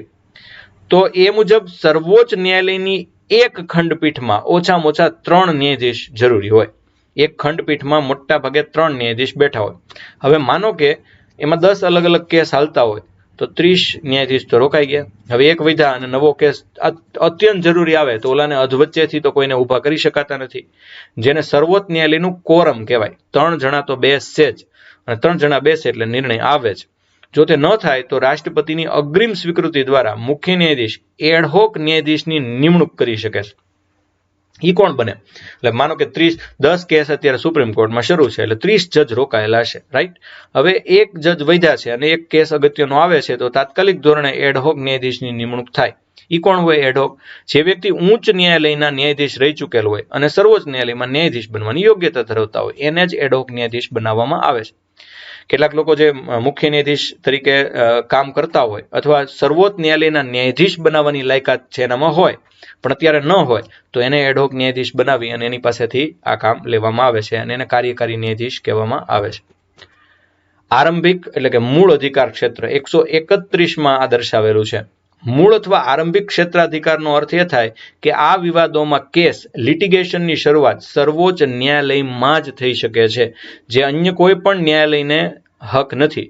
મૂળ અધિકાર ક્ષેત્રના અંતર્ગત સર્વોચ્ચ અદાલત નીચે આપેલા 3 વિવાદો સંબંધી નિર્ણયો આપી શકે. એક તો મૂળ અધિકાર ને અધિકાર ક્ષેત્ર બેયનું જોઈએ. પહેલા મૂળ અધિકાર છે એ સુપ્રીમ કોર્ટનો શું છે? તો કેટલાક કેસ એવા હોય કે જેનો નિર્ણય સુપ્રીમ જ આપી શકે. તો પહેલા એક જોઈએ, નંબર 1, કેન્દ્ર અને એકથી વધુ રાજ્યો વચ્ચેનો વિવાદ. એવા વિવાદ કે જેમાં એક તરફ કેન્દ્ર અને એક તરફ એક કરતા વધુ રાજ્ય હોય, તો બીજી તરફ એકથી વધુ રાજ્ય હોય, બે થી વધુ રાજ્ય વચ્ચેના વિવાદ વિશેષ આધારભૂતમાં ન્યાયકરણ 2 બાબતનો સમાવેશ થાય છે. હવે જુઓ, આમાં શું હોય તો કે એક કેન્દ્ર અને કેન્દ્ર સામું એક રાજ્ય અથવા એક કરતા વધુ રાજ્ય, અથવા હામહામાં 2 રાજ્ય અથવા 2 કરતા વધુ રાજ્ય, અથવા એક રાજ્ય ને એની સામે વધુ રાજ્ય. આવા બધા જ સંજોગોની અંદર, સમજાયું? ફરીવાર સમજાવું.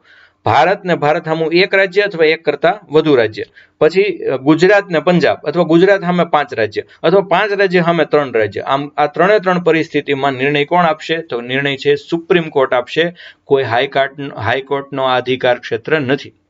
પણ કેવો વિવાદ? વિવાદ એવો હોવો જોઈએ કે જેના પર કાયદેસરનો અધિકાર માન્ય હોય. કોઈ નાગરિક કેન્દ્ર કે રાજ્ય વિરુદ્ધ કરવામાં આવેલ ફરિયાદ હેઠળ આવતા નથી. આમાં કોઈ નાગરિકનો સમાવેશ થતો નથી, રાજ્યની વાત છે. એટલે પંજાબ અને ગુજરાતનો વ્યક્તિ કોઈ ઝઘડે તો એનો કઈ સુપ્રીમ કોર્ટમાં ચુકાદો છે એ ન આવે. તો અહીંયા છે ફરીવાર કોઈ નાગરિક કેન્દ્ર કે રાજ્ય વિરુદ્ધ કરવામાં આવેલ ફરિયાદ હેઠળ આવતા નથી. પરંતુ નીચેની 2 બાબતમાં સર્વોચ્ચ ન્યાયાલયના ન્યાય ક્ષેત્રમાં નથી આવતી. આ 2 બાબતમાં સુપ્રીમ કોર્ટે દખલગીરી કરવાની નથી, પણ સુપ્રીમ કોર્ટે દખલગીરી કરેલ છે. પહેલાના ભારતીય રજવાડાઓ સાથે થયેલ સંધિઓ અને આંતરરાજ્ય જળ વિવાદ રીટ અધિકાર ક્ષેત્ર અનુચ્છેદ 139. તો આ પહેલાના રાજાઓએ એવી સંધિ વ્યવહારિક રીતે થઈ છે કે સુપ્રીમ કોર્ટ જો નિર્ણય કરવા બેસે તો એને કેટલું પોતાનું બધું ફેરવવું પડે, અને એટલા માટે સુપ્રીમ કોર્ટ અને સંસદે મળીને નક્કી કર્યું કે ભાઈ રજવાડાની બાબતમાં અમે નહીં પડીએ. જોકે હવે રજવાડાના કેસ રહ્યા પણ નથી. પણ આંતરરાજ્ય જળ વિવાદ એ હજી આજની તારીખે પણ જોવા મળે છે. હમણાં જ મહાનદી માટે ટ્રિબ્યુનલ બેસાડવામાં આવી. તો આ અનુચ્છેદ 139 અનુસાર જળ અદાલત જે નિર્ણય આપે બધા માન્ય રાખે, પણ એમાંય તે કાવેરી જળ વિવાદમાં ડખો થયો અને તમિલનાડુ છે એ સુપ્રીમમાં ગયું. ખેર, પણ સામાન્ય રીતે એ ન્યાયાલયના ન્યાય ક્ષેત્રમાં આવતી નથી. નાગરિકોના મૂળભૂત અધિકારોના રક્ષણ માટે સર્વોચ્ચ ન્યાયાલય અમુક પ્રકારની રીટ એ જાહેર કરી શકે છે, અને એ 5 રીટ એ તમારાથી કંઈ અજાણી નથી, કારણ કે આપણે 5 રીટને બહુ સરસ રીતે છે એ તમે ભણી ચૂક્યા છો, અને તમને બધાને એ 5 રીટ હવે કદાચ મોઢે પણ થઈ ગઈ છે. 5 રીટ કઈ છે એમ પૂછું તો કેટલા લોકોને આવડે? આપણા બંધારણની 5 રીટ તો એ લગભગ તમને બધાને આવડશે. ન આવડે તો છે એ મારો રીટનો લેક્ચર મેં તમને ખાસ કરાવરાવેલો છે, બહુ અગત્યનો લેક્ચર છે, એ ભરી જજો. બંદી પ્રત્યક્ષીકરણથી લઈ, આમ તો બોલી જાવ તો ના રહેવા દો, ચાલો. 5 રીટ અને એનો લેક્ચર બહુ સરસ છે, તમે જોઈ જજો. અપીલી ક્ષેત્રાધિકાર. તો એક અપીલી ક્ષેત્રાધિકાર પણ છે. સર્વોચ્ચ ન્યાયાલયને ઉચ્ચ ન્યાયાલયની વિરુદ્ધ અપીલ સાંભળવાનો અધિકાર છે. એટલે કે ઉચ્ચ ન્યાયાલયમાં કોઈ કેસ હોય અને એ સર્વોચ્ચ ન્યાયાલયમાં લઈ જવો હોય તો સર્વોચ્ચ ન્યાયાલયને અધિકાર છે કે ઉચ્ચ ન્યાયાલય વિરુદ્ધની અપીલ સાંભળી શકે. કોઈ પણ વ્યક્તિ ઉચ્ચ ન્યાયાલયની વિરુદ્ધ સર્વોચ્ચ ન્યાયાલયમાં અપીલ કરી શકે છે, પણ શરત છે, જોજો, આડેધડ અપીલ નથી કરવાની. ઉચ્ચ ન્યાયાલય પાસેથી પ્રમાણપત્ર મેળવવું પડે. ઉચ્ચ ન્યાયાલય પ્રમાણપત્ર ન આપે તો નથી જ જવાનું, કારણ કે ઉચ્ચ ન્યાયાલયને વિશ્વાસ છે કે આ ચુકાદામાં કઈ ફેરફાર થવાનો જ નથી.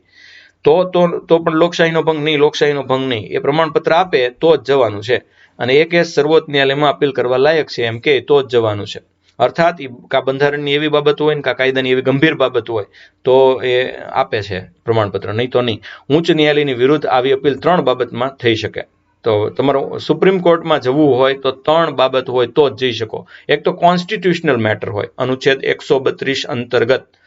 એક તો બંધારણીય બાબતમાં છે એ સૌથી વધુ અધિકાર ધરાવતી કોર્ટ સુપ્રીમ કોર્ટ છે. હાઈકોર્ટમાં કદાચ એવું બને કે કાચું કપાયું હોય, ભાઈ કાયદા જેટલા અટપટા છે અને બંધારણ એટલું વિસ્તૃત છે કે ભાઈ ભલભલાથી ભૂલ થઈ જાય.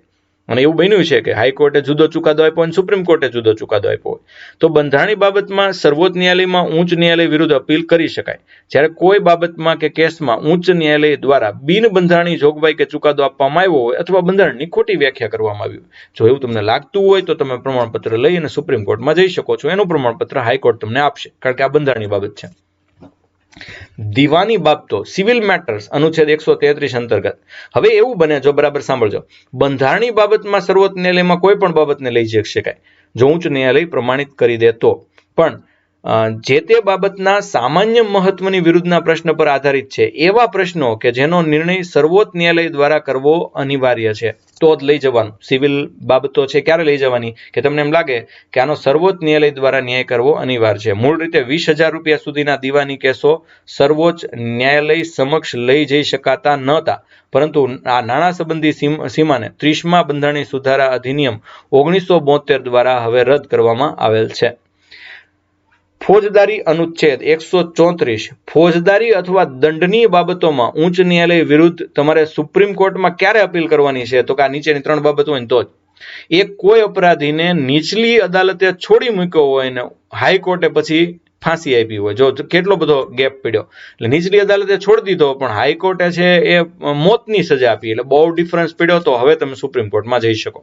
અથવા કોઈ બાબતને ઉચ્ચ ન્યાયાલયે અધીનસ્થ ન્યાયાલયથી હટાવી પોતાની પાસે હસ્તાંતરિત કર્યો હોય તથા અપરાધીને મૃત્યુદંડ આપ્યો હોય, એટલે તાબાની અદાલત પાસેથી કેસ લઈ લીધો હોય સર્ટિઓરરી દ્વારા કે ભાઈ અમને કેસ આવવા દો, તમારે નથી લડવાનો, અને પછી એને મૃત્યુદંડ આપ્યો હોય તો પહેલા કેસ લઈ લીધો ને પછી મૃત્યુદંડ આપ્યો તો શંકાની સોય છે એ એની બાજુ ફરે તો આ કેસ સુપ્રીમ કોર્ટમાં જઈ શકે.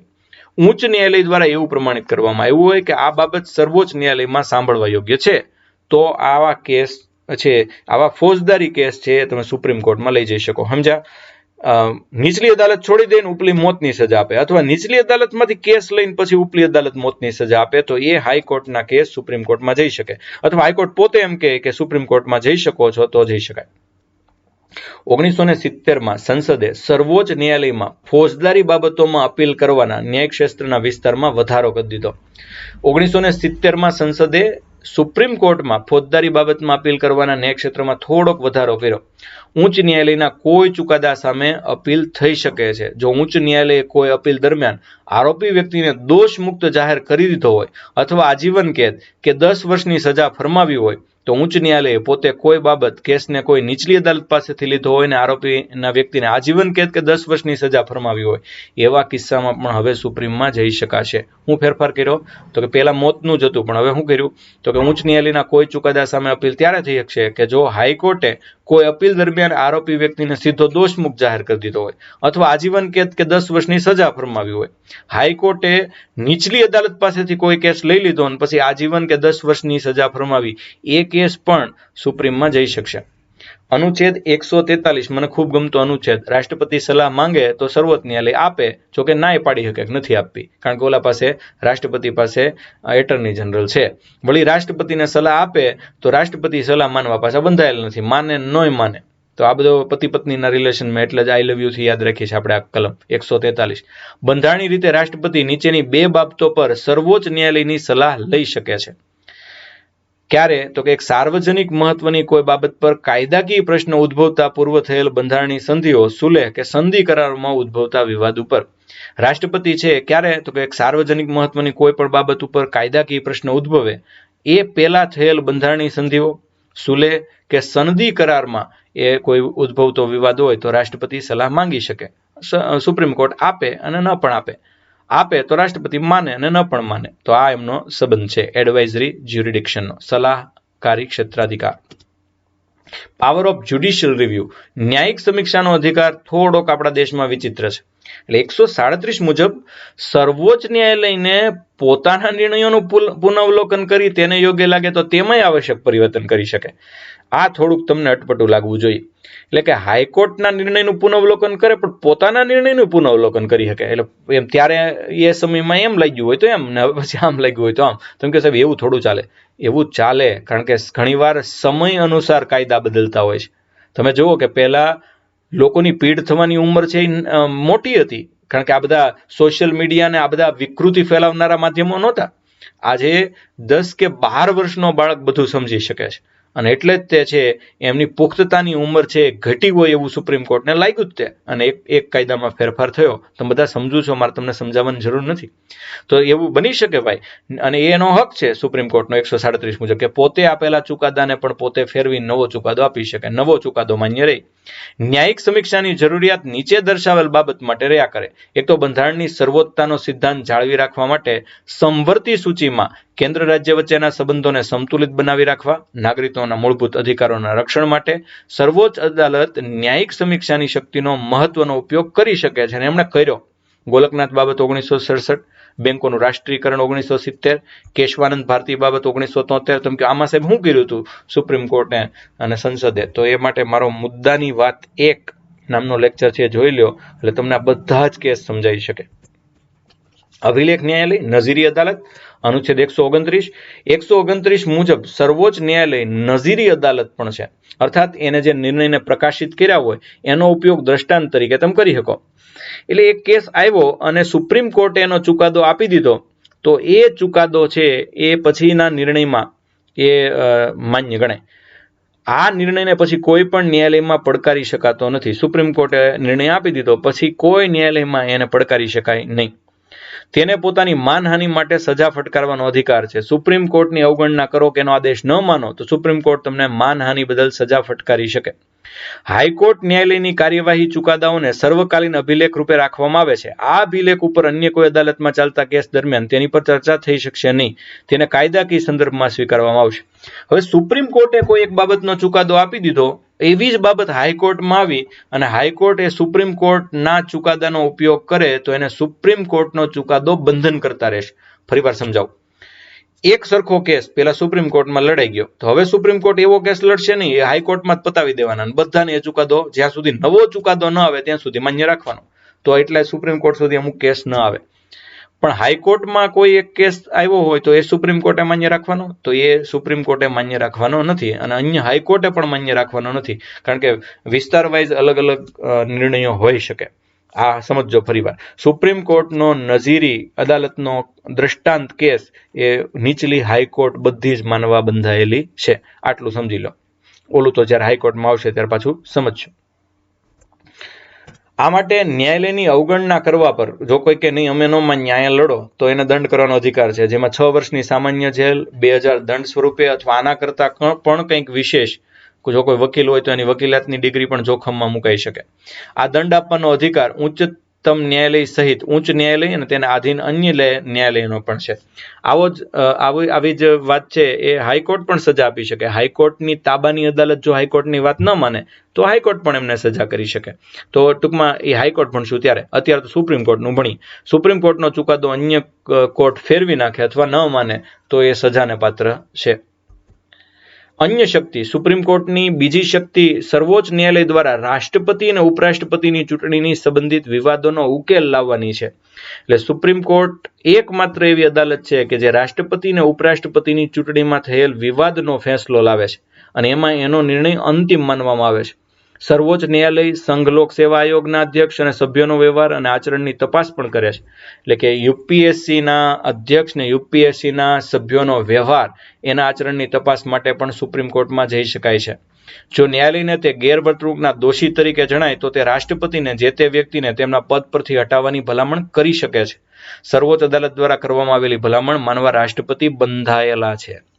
એટલે કે યુપીએસસી ના અધ્યક્ષને હટાવવાની વાત આવે અને સુપ્રીમ કોર્ટ દ્વારા આવે તો રાષ્ટ્રપતિ માનવા માટે બંધાયેલા છે, યાદ રાખજો. જ્યારે રાષ્ટ્રપતિ અને ઉપરાષ્ટ્રપતિ એમ બંને હોદ્દા ખાલી થાય તો આપણે જેમ ઇન્દિરા ગાંધી સંસદમાં કાયદો લઈ આવ્યા એમ સુપ્રીમ કોર્ટના મુખ્ય ન્યાયાધીશ કાર્યકારી રાષ્ટ્રપતિ તરીકે કાર્ય કરે. વીવી ગીરીને એમને લડાવાતા એટલે એમ હિદાયતુલ્લાને છે એ દેશના રાષ્ટ્રપતિ બનાવી દીધેલા. એ સમજવા માટે પણ મારો લેક્ચર જોવો, મુદ્દાની વાત 1. તમને ખૂબ મજા આવશે. 3 મુદ્દાની વાતના લેક્ચર છે એ આપણા અત્યાર સુધીના શ્રેષ્ઠ લેક્ચર છે. મુદ્દાની વાત 1 એમાં આપણે બધા કેસ લીધા છે. મુદ્દાની વાત 2 એમાં કૃષિ વિધેયક બિલ લીધું છે. અને મુદ્દાની વાત 3 એમાં શું ભગતસિંહને ગાંધીજી બચાવી શક્યા હોત. એ ત્રણેય આપણા ખૂબ પોપ્યુલર વિડીયો છે. એ તમે ત્રણેય છે એ જોજો. તમને અહીંયા નીચે પ્લેલિસ્ટ આપી દઉં છું. હવે આગળની ચર્ચા કરીએ એ પહેલા કેટલાક ટીટબિટ્સ જોઈ અને પછી આગળની ચર્ચા તરફ છે એ જઈએ. હવે સર્વોચ્ચ અદાલત સુપ્રીમ કોર્ટની નીચે કોણ હોય? ચાલો, તો સુપ્રીમ કોર્ટની નીચે રાજ્યની વડી અદાલત, હાઈકોર્ટ, એટલે જેટલા રાજ્યોમાં અને જ્યાં કેન્દ્ર શાસિત પ્રદેશોમાં કે જે જગ્યાએ એ હાઈકોર્ટ છે એ બધી જ હાઈકોર્ટ એ સુપ્રીમ કોર્ટના તાબામાં છે. હવે રાજ્યમાં 2 પ્રકારની કોર્ટ પછી હોઈ શકે. રાજ્યની અંદર હાઈકોર્ટ તો હોય જ, પણ દરેક સિટીની અંદર તો જિલ્લામાં હોય એને ડિસ્ટ્રિક્ટ અદાલત કહેવાય અને મહાનગરમાં હોય તો એને મેટ્રોપોલિટન સિટી અદાલત છે એ કહેવાય. એટલે અમદાવાદ જિલ્લાની અંદર તો હોય જિલ્લા અદાલત, પણ અમદાવાદ સિટીની અંદર એક મેટ્રોપોલિટન સિટી જે અમદાવાદના જ કેસ લે પ્રોપર સિટીના, તો એવી જરૂરી હોય ત્યાં એ હોય. મેટ્રોપોલિટન સિટી તરીકે જે વસ્તી હોય એ ગણાતી હોય એમાં એ અદાલત હોય, એટલે 2 અદાલત હોય. તો હવે જિલ્લાની અદાલત નીચે, તો કે જિલ્લાની અદાલત નીચે 3 પ્રકારની અદાલત પાછી હોય. દીવાની એટલે કે સિવિલ, ફોજદારી એટલે કે સેશન્સ, અને પ્રાંતીય એટલે સ્મોલ કોઝ અદાલત. જો કે 3 વિભાગ લગભગ હોય, બાકી બિલ્ડિંગ તો એક જ હોય. મેટ્રોપોલિટન સિટીમાં પણ metropolitan magistrate, metropolitan city civil sessions અને પ્રેસિડેન્સી સ્મોલ કોઝ અદાલત, એટલે એવા 3 ભાગ હોય. હવે દીવાની અદાલતની નીચે પાછી 2 અદાલત હોય, મુન્સિફ અદાલત અને ન્યાય પંચાયત. એમ ફોજદારી અદાલતની નીચે પાછી 2 અદાલત હોય, નીચલી મેજિસ્ટ્રેટની અદાલત અને પંચાયતી અદાલત. અને નીચલી મેજિસ્ટ્રેટ અદાલતની નીચે પાછી 2 અદાલત હોય, જ્યુડિશિયલ મેજિસ્ટ્રેટ અને એક્ઝિક્યુટિવ મેજિસ્ટ્રેટ એટલે કે મામલતદાર. તો કેટલાક નિર્ણયો એ પણ લઈ શકે, એ વિગતવાર આપણે સમજીશું. તો હવે ન્યાયાધીશની સંખ્યા તમે જુઓ, આપણા બંધારણનો અનુચ્છેદ 124 મુજબ એ ફેરફાર છે થયા કરે છે. મહત્તમ ન્યાયાધીશોની સંખ્યા એ ક્યારેક છે બંધારણના 124માં અનુચ્છેદ મુજબ આપણે પહેલા 7 હતી ને એ 8 છે એ કરી. ત્યારબાદ સુપ્રીમ કોર્ટનો સુધારો આવ્યો 1956માં, એમાં 10 માંથી 11 કરી. સુપ્રીમ કોર્ટનો વળી પાછો 1960માં ચુકાદો આવ્યો ત્યારે 13 માંથી 14 કરી. સુપ્રીમ કોર્ટનો વળી 77માં સુધારો આવ્યો ત્યારે 17 માંથી 18 કરી. સુપ્રીમ કોર્ટનો 86માં સુધારો આવ્યો ત્યારે 25 માંથી 26 કરી. 2008માં 30 માંથી 31 કરી અને 2019માં આપણે કુલ 33 અદાલત એડહોક સહિત હતા, એમાં 34 સુધીની છૂટ છે એ આપી. તો આ રીતે અલગ અલગ સમયે અલગ અલગ ફેરફાર છે એ થતા હોય છે. 99મો બંધારણીય સુધારો 2014 અને રાષ્ટ્રીય નિયુક્તિ પંચ 2014 ને સર્વોચ્ચ ન્યાયાલય અને ઉચ્ચ ન્યાયાલયના ન્યાયાધીશની નિમણૂક માટે બનાવવામાં આવેલી કોલેજિયમ પ્રણાલીનું સ્થાન રાષ્ટ્રીય ન્યાયિક નિયુક્તિ પંચે લીધું. એટલે ફેરફાર થઈ ગયો કોલેજિયમ સિસ્ટમમાં, સંસદ લઈ આવી. પણ 2015માં સર્વોચ્ચ ન્યાયાલય 99માં બંધારણીય સુધારા અધિનિયમ 2014 અને રાષ્ટ્રીય ન્યાયિક નિયુક્ત પંચ 2014ને ગેરબંધારણીય જાહેર કરી દીધું અને જૂની કોલેજિયમ સિસ્ટમ ફરીથી કાર્યરત થઈ. આ ચુકાદો સર્વોચ્ચ ન્યાયાલય દ્વારા 4th જજ કેસ 2015માં આપવામાં આવ્યો. એટલે 2000 જજના કુલ 4 કેસ અત્યાર સુધી થયા કે જજને કેમ CGI ની નિમણૂક કેમ કરવી, એના 4 કેસ આવ્યા. અને ચોથા કેસમાં એ સંસદ દ્વારા થયેલો સુધારો છે એને પાડી દેવામાં આવ્યો અને એક ઝાટકે ઉડાડી દેવામાં આવ્યો. સર્વોચ્ચ ન્યાયાલયના મંતવ્ય મુજબ ન્યાયાધીશની નિમણૂક માટે NGSA પ્રણાલી એ ન્યાયતંત્રની સ્વતંત્રતાને પ્રભાવિત કરતી હતી અને એવું કંઈ ચલાવી લેવામાં આવશે નહીં અને ઉડાડી દેવામાં આવ્યું અને ઉડાડી જ દેવું જોઈએ. રાષ્ટ્રપતિના મહાભિયોગ અને સર્વોચ્ચ ન્યાયાધીશને દૂર કરવાની પ્રક્રિયા વચ્ચેનો તફાવત. પહેલો તફાવત તો એ છે કે રાષ્ટ્રપતિને દૂર કરવાની પ્રક્રિયાને મહાભિયોગ કહેવાય, સર્વોચ્ચ અદાલતના ન્યાયાધીશને દૂર કરવાની પ્રક્રિયાને મહાભિયોગ કહેવાય જ નહીં. તો મહાભિયોગની પ્રક્રિયા માત્ર રાષ્ટ્રપતિ માટે જ છે. મહાભિયોગની સ્થિતિમાં બંને ગૃહમાંથી પસાર કરવાથી રાષ્ટ્રપતિ પોતાનું પદ ગુમાવે. જ્યારે ન્યાયાધીશને પદ પરથી દૂર કરવામાં એ બંને ગૃહ ઉપરાંત એ છે એ એક સમિતિની રચના કરવામાં આવે છે, જે આપ જાણો છો, અને સંસદના એક જ સત્રમાં પસાર કરવું પડે. તો એમ કોઈ ન્યાયાધીશની નિમણૂક કરવાની શક્તિ કાર્યપાલિકા પાસે છે, પણ દૂર કરવાની સત્તા તો વિધાયિકા પાસે જ છે. સમજો છો? અચ્છા, સમજાવું ચાલો. પહેલા તો સુપ્રીમ કોર્ટના કે હાઈકોર્ટના કોઈ ન્યાયાધીશને તમારે હટાવવા છે, તો પહેલા તો રાષ્ટ્રપતિને સંબોધીને સંસદના કોઈ પણ ગૃહને લેખિત પ્રસ્તાવ આપવો જોઈએ. અચ્છા, લોકસભામાં આપો છો તો 100 જણાના સહી કરવાની, અને રાજ્યસભામાં આપો છો તો 50 જણાનું. હવે લોકસભામાં કોણ સ્વીકારશે? અધ્યક્ષ. રાજ્યસભામાં કોણ સ્વીકારશે? સભાપતિ. હવે એવું બની શકે કે બેમાંથી એક ગૃહ અસ્વીકાર કરે તો પણ એ રદ થઈ જાય છે. રાજ્યસભાએ સ્વીકાર કર્યો, લોકસભાએ ન સ્વીકાર કર્યો, પ્રસ્તાવ રદ, કોઈ દલીલ નહીં, બીજી વાર ચર્ચા નહીં થાય. લોકસભાએ સ્વીકાર કર્યો, રાજ્યસભાએ અસ્વીકાર કર્યો તો પ્રસ્તાવ રદ. પણ બેયે છે સ્વીકાર કર્યો તો પણ હજી સજા નહીં થાય, તો તપાસ સમિતિનું ગઠન થશે. 3 સદસ્ય છે, એમાં એક સર્વોચ્ચ અદાલતના મુખ્ય ન્યાયાધીશ અથવા અન્ય ન્યાયાધીશ, એક હાઈકોર્ટના કોઈ પણ મુખ્ય ન્યાયાધીશ, દેશની કોઈ પણ અદાલતની હાઈકોર્ટના મુખ્ય ન્યાયાધીશ, અને એક પ્રતિષ્ઠિત કાયદાશાસ્ત્રી. આ ત્રણેય હા પાડી દે તો પછી હવે પાછો ઠરાવ છે એ ક્યાં આવશે? તો કે બંને જગ્યાએ આવશે. એમાં બહુમત લેવાશે. સંસદના કુલ સભ્ય સંખ્યાની બહુમતી અને ઉપસ્થિતની 2/3 બહુમતી. હવે પ્રસ્તાવ છે એ મંજૂર થાય તો રાષ્ટ્રપતિ પાસે જશે, અને અહીંયા રાષ્ટ્રપતિને સત્તા છે એમના હોદ્દા પરથી દૂર કરે પણ ખરા અને ન પણ કરે. એટલે આટલી જગ્યાએ અટકાવ છે આવે છે. એટલે આમ સર્વોચ્ચ ન્યાયાલય અને ઉચ્ચ ન્યાયાલયના ન્યાયાધીશને હટાવવાની પ્રક્રિયા એક સરખી છે, પણ રાષ્ટ્રપતિની પ્રક્રિયા જુદી છે. સુપ્રીમ કોર્ટના ક્ષેત્રાધિકાર છે તમારે યાદ રાખવાના છે.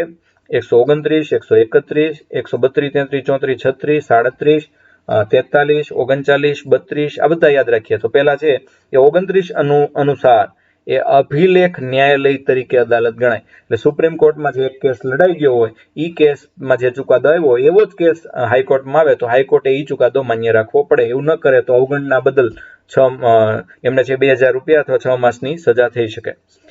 પ્રારંભિક ક્ષેત્રાધિકાર 131 અંતર્ગત કેટલીક બાબતો સુપ્રીમમાં જ આવી શકશે. અપીલી ક્ષેત્રાધિકાર 232, 132, 133, 134 અને 136, એટલે અમુક જગ્યાએ અપીલ કરી અને તમે સુપ્રીમ કોર્ટમાં જઈ શકશો. ન્યાયિક સમીક્ષા અધિકાર 137, પોતે આપેલા ચુકાદા ઉપર પોતે ફેરફાર કરી શકે. અન્ય સત્તાઓ અધર પાવર્સ પણ છે. એમાં સલાહકારી ક્ષેત્રાધિકાર 143, રાષ્ટ્રપતિને સલાહ આપી શકે, ના પાડી શકે. રીટ અધિકાર 139 મુજબ છે એ અલગ 5 પ્રકારની રીટ લાવી શકે. બંધારણીય બાબતોમાં ક્ષેત્રાધિકાર 132, બંધારણીય બાબતનું અંતિમ ઇન્ટરપ્રિટેશન એ સુપ્રીમ કોર્ટ જ કરશે. દીવાની બાબતોમાં ક્ષેત્રાધિકાર 133, આપણે કીધું કે દીવાની બાબતોમાં શું હોય તો સુપ્રીમ કોર્ટમાં જઈ શકાય. એટલે તાબાની અદાલત છે એ નિર્દોષ છોડી દે, પણ ઉપરની અદાલત ફાંસીની એટલે મોતની સજા આપે, અથવા તાબાની અદાલત આગળથી કેસ લઈને હાઈકોર્ટ પછી એને મોતની સજા આપે. ફોજદારી બાબતમાં આ અધિકાર રહેશે 134. દીવાની બાબતમાં પણ ધીરે ધીરે અધિકાર વધ્યા છે. અપીલ માટે વિશેષ પરવાનગી આપવાનો ક્ષેત્રાધિકાર 136 અંતર્ગત સુપ્રીમ કોર્ટને છે. તો આ બધું પણ તમારે યાદ રાખવું પડે અને એની ચર્ચા છે કરી. ગઈકાલના છેલ્લા લેક્ચરમાં 54માં નિધિઓ અને કેટલાક રાજ્યોની વિશિષ્ટ જોગવાઈ એના જે કેટલાક સવાલ છે કે 1950માં કાયદા મુજબ આકસ્મિક ફંડ માટેની રકમ એ 50 કરોડ નિર્ધારિત કરાઈ હતી. એ વાર્ષિક હતી? નહીં, એ વાર્ષિક નહોતી. એ કુલ રકમ છે એ હતી કે કુલ રકમ કેટલી છે એ હોવી જોઈએ. તો ત્યારે 50 કરોડ 1950માં હતા. 1999માં એ રકમ વધારી અને આપણે કેટલી કરી? તો એ રકમ વધારીને આપણે 550 કરોડ છે એ નિર્ધારિત કરી, અને એ પ્રમાણે રકમ અત્યારે હોવી જોઈએ. એટલે કે 550 કરોડ છે એ પડ્યા હોય. આકસ્મિક નિધિમાં કેટલા નાણાં પડ્યા છે એ કોને ખબર હોય? સામાન્ય રીતે સંસદમાં આ પ્રશ્ન બહુ ચર્ચાતો નથી, પણ સંસદ સભ્ય છે એ માહિતી દ્વારા એ માંગી શકે. રાષ્ટ્રપતિને ખબર હોય, કેગને છે એ ખબર હોય, વડાપ્રધાનને ખબર હોય, મંત્રીમંડળને પણ ખબર હોય, પણ મોટા ભાગે છે આ પ્રશ્ન બહુ ચર્ચાતો નથી હોતો. એટલે રાષ્ટ્રપતિ, કેગ, વડાપ્રધાન આ બધાને છે એ વિશેષ ખબર હોય. સૌથી વધુ છે એ રાષ્ટ્રપતિને ખબર હોય, કારણ કે આકસ્મિક નિધિના સંરક્ષક છે એ રાષ્ટ્રપતિ છે, અને રાષ્ટ્રપતિને ખબર હોય એટલે કેગને ખબર હોય. રાષ્ટ્રપતિ આકસ્મિક નિધિમાંથી નાણાં ઉપાડવાની ના પાડી દે તો નહીં ઉપાડવાના, વાત પૂરી. સંસદ કાંઈ કરી શકે? કંઈ ન કરી શકે મિત્રો.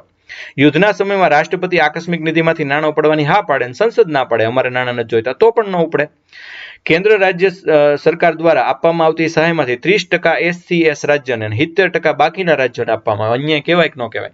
ભાઈ તો SCS સ્પેશિયલ સ્ટેટસ છે એ આપ્યું છે રાજ્યોને કેટલાકને, એ તો સ્વીકારવું પડે. તો પછી OBC અને SC ST અને ઓપન એ બધું છે એ જ અહીંયા આવીને ઊભું રહ્યું. એટલે મતલબ એ અહીંયા ગણાતો હોય તો આ અહીંયા ગણાય. કેટલાક રાજ્યોને સ્પેશિયલ સ્ટેટસ આપવાનું સરકારને બંધારણીય રીતે નક્કી કર્યું છે. એટલે લબાસણામાં ટ્રેનિંગ કેવી રીતે અપાય છે એનો એક આખો વિડીયો બની શકે. એટલે ટ્રેનિંગ કેવી રીતે અપાય છે, ટ્રેનિંગ બહુ હાર્ડ રીતે અપાય છે એમ કહી દઉં તો એ જવાબ વ્યાજબી નથી. અને આખો જવાબ છે હું બોલવા બેસું તો આપણો એક આખો લેક્ચર એમાં જતો રહે. પણ લબાસણાની ટ્રેનિંગ વિશે કાં તો હું તમને એક વિડીયો સજેસ્ટ કરી દઈશ ટેલિગ્રામમાં, અથવા હું પોતે એક વિડીયો બનાવીશ. હું પોતે વિડીયો બનાવીશ, એમાં બધાને રસ આમાં નહીં પડે. એટલા માટે હું એવું સજેસ્ટ કરું છું કે હું તમને એ ટ્રેનિંગનો જ એક વિડીયો છે એ યુટ્યુબનો છે એ સજેસ્ટ કરીને લિંક આપી દઈશ, આપ જોઈ લેજો. ત્યારબાદ જે હાલમાં આપણી ફેડરલ કોર્ટ છે, હાલમાં ફેડરલ કોર્ટ અસ્તિત્વમાં ખરી એવું કોઈ પૂછે તો તમે શું જવાબ આપો? કારણ કે હવે તમારે જવાબ આપવાના છે કે હાલમાં ફેડરલ કોર્ટ અસ્તિત્વમાં છે કે નહીં. એ હવે જવાબ છે એ તમે આપશો કે આ ફેડરલ કોર્ટ એ અસ્તિત્વમાં છે કે નહીં. હા કે નામાં તમારે અમને જવાબ આપવાનો છે. અને જો હા તો કયા સ્વરૂપમાં આ ફેડરલ કોર્ટ અસ્તિત્વમાં છે એવું તમારે અમને જણાવવાનું છે. પહેલા તો ફેડરલ કોર્ટ અસ્તિત્વમાં છે ખરી? શું લાગે છે અત્યારે? હા મિત્રો, ફેડરલ કોર્ટ અસ્તિત્વમાં છે એમ કેવું કે નહીં, પણ ફેડરલ કોર્ટની અનુગામી કોર્ટ એટલે ફેડરલ કોર્ટ જેવી જ કોર્ટ અત્યારે સુપ્રીમ કોર્ટ છે. બંધારણની બાબતમાં સર્વોચ્ચ અદાલતનું મહત્વનું કાર્ય શું? આપણું જે કોન્સ્ટિટ્યુશન છે એમાં સુપ્રીમ કોર્ટનું સૌથી ઇમ્પોર્ટન્ટ વર્ક કયું? તો બે વર્ક આવશે, બેના જવાબ આપો ચાલો. બંધારણની બાબતમાં સર્વોચ્ચ અદાલતનું મહત્વમાં મહત્વનું કાર્ય શું?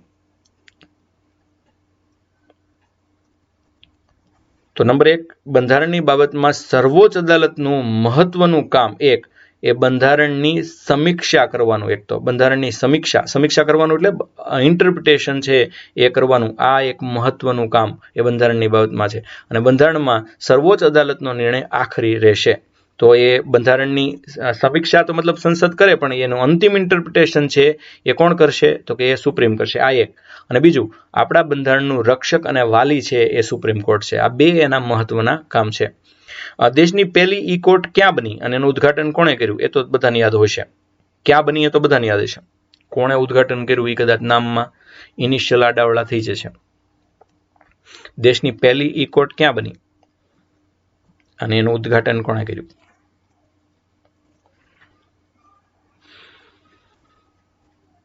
હા, તો દેશની પહેલી ઈ કોર્ટ અમદાવાદમાં બની, સિટી સિવિલ અને સેશન્સ કોર્ટ ખાતે. અને એનું ઉદ્ઘાટન કર્યું G.K. બાલકૃષ્ણન નહીં, K.G. બાલકૃષ્ણને છે એમનું ઉદ્ઘાટન છે એ કર્યું. દેશની પહેલી સાંજ કોર્ટ ક્યાં અને ક્યારે શરૂ થઈ? સાંધ્ય કોર્ટ જેને આપણે કહીએ છીએ એ ક્યાં અને ક્યારે શરૂ થઈ?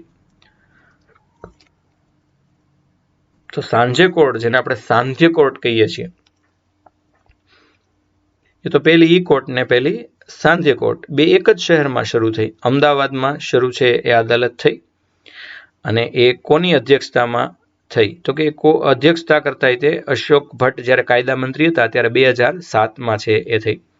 દેશની પહેલી ઈ કોર્ટ ક્યાં બની અને એનું ઉદ્ઘાટન કોણે કર્યું એ આપણે જોયું. સૌથી પ્રથમ મોબાઈલ કોર્ટની શરૂઆત ક્યાં થઈ? હાલતી ચાલતી અદાલત.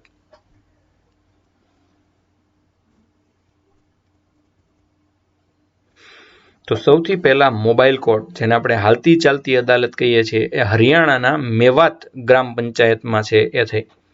સૌપ્રથમ લોક અદાલતનું આયોજન કઈ તારીખે અને કોની અધ્યક્ષતામાં થયું? લોક અદાલતની પ્રારંભ, લોક અદાલતની પહેલી જ બેઠક એ ક્યાં થઈ અને કોની અધ્યક્ષતામાં થઈ?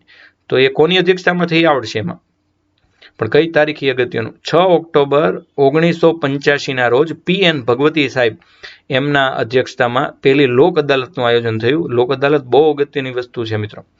1937 થી 1950ના મધ્ય સુધી ફેડરલ કોર્ટ ઓફ ઇન્ડિયાની બેઠક ક્યાં ભરાતી હતી?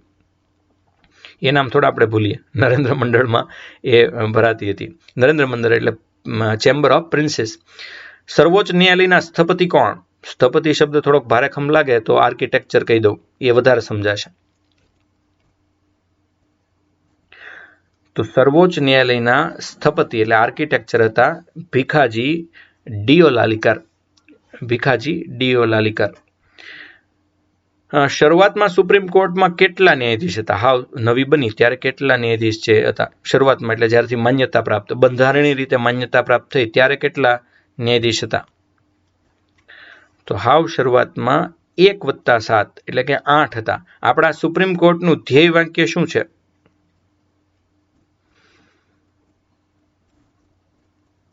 ધ્યેય વાક્ય મોટો, MOTTO. યતો ધર્મસ્તતો જય, જ્યાં ધર્મનો જય થાય છે તે. કયા વર્ષમાં મંત્રણા એ બંધન કરતા રહેશે નહીં એવો ચુકાદો આવ્યો? એટલે બધા મંત્રણા કરે એમ નહીં, જેમ છે એ સુપ્રીમ કોર્ટના મુખ્ય ન્યાયાધીશને બનાવવા હોય એમ બનશે, આવો વિચિત્ર ચુકાદો કયા વર્ષમાં આવ્યો? તો આ વિચિત્ર ચુકાદો 1982માં આવ્યો. પણ પછી પાછું એ ફર્યું અને એમ થયું કે ના ભાઈ, વરિષ્ઠ ન્યાયાધીશ જ ન્યાયાધીશ બનશે, એવો ચુકાદો પાછો ક્યારે આવ્યો? એટલે બંધન કરતા રહેશે જ અને વરિષ્ઠ ન્યાયાધીશની જ નિમણૂક કરવાની, મંત્રણા જ નહીં, એવો ચુકાદો આવ્યો 1998.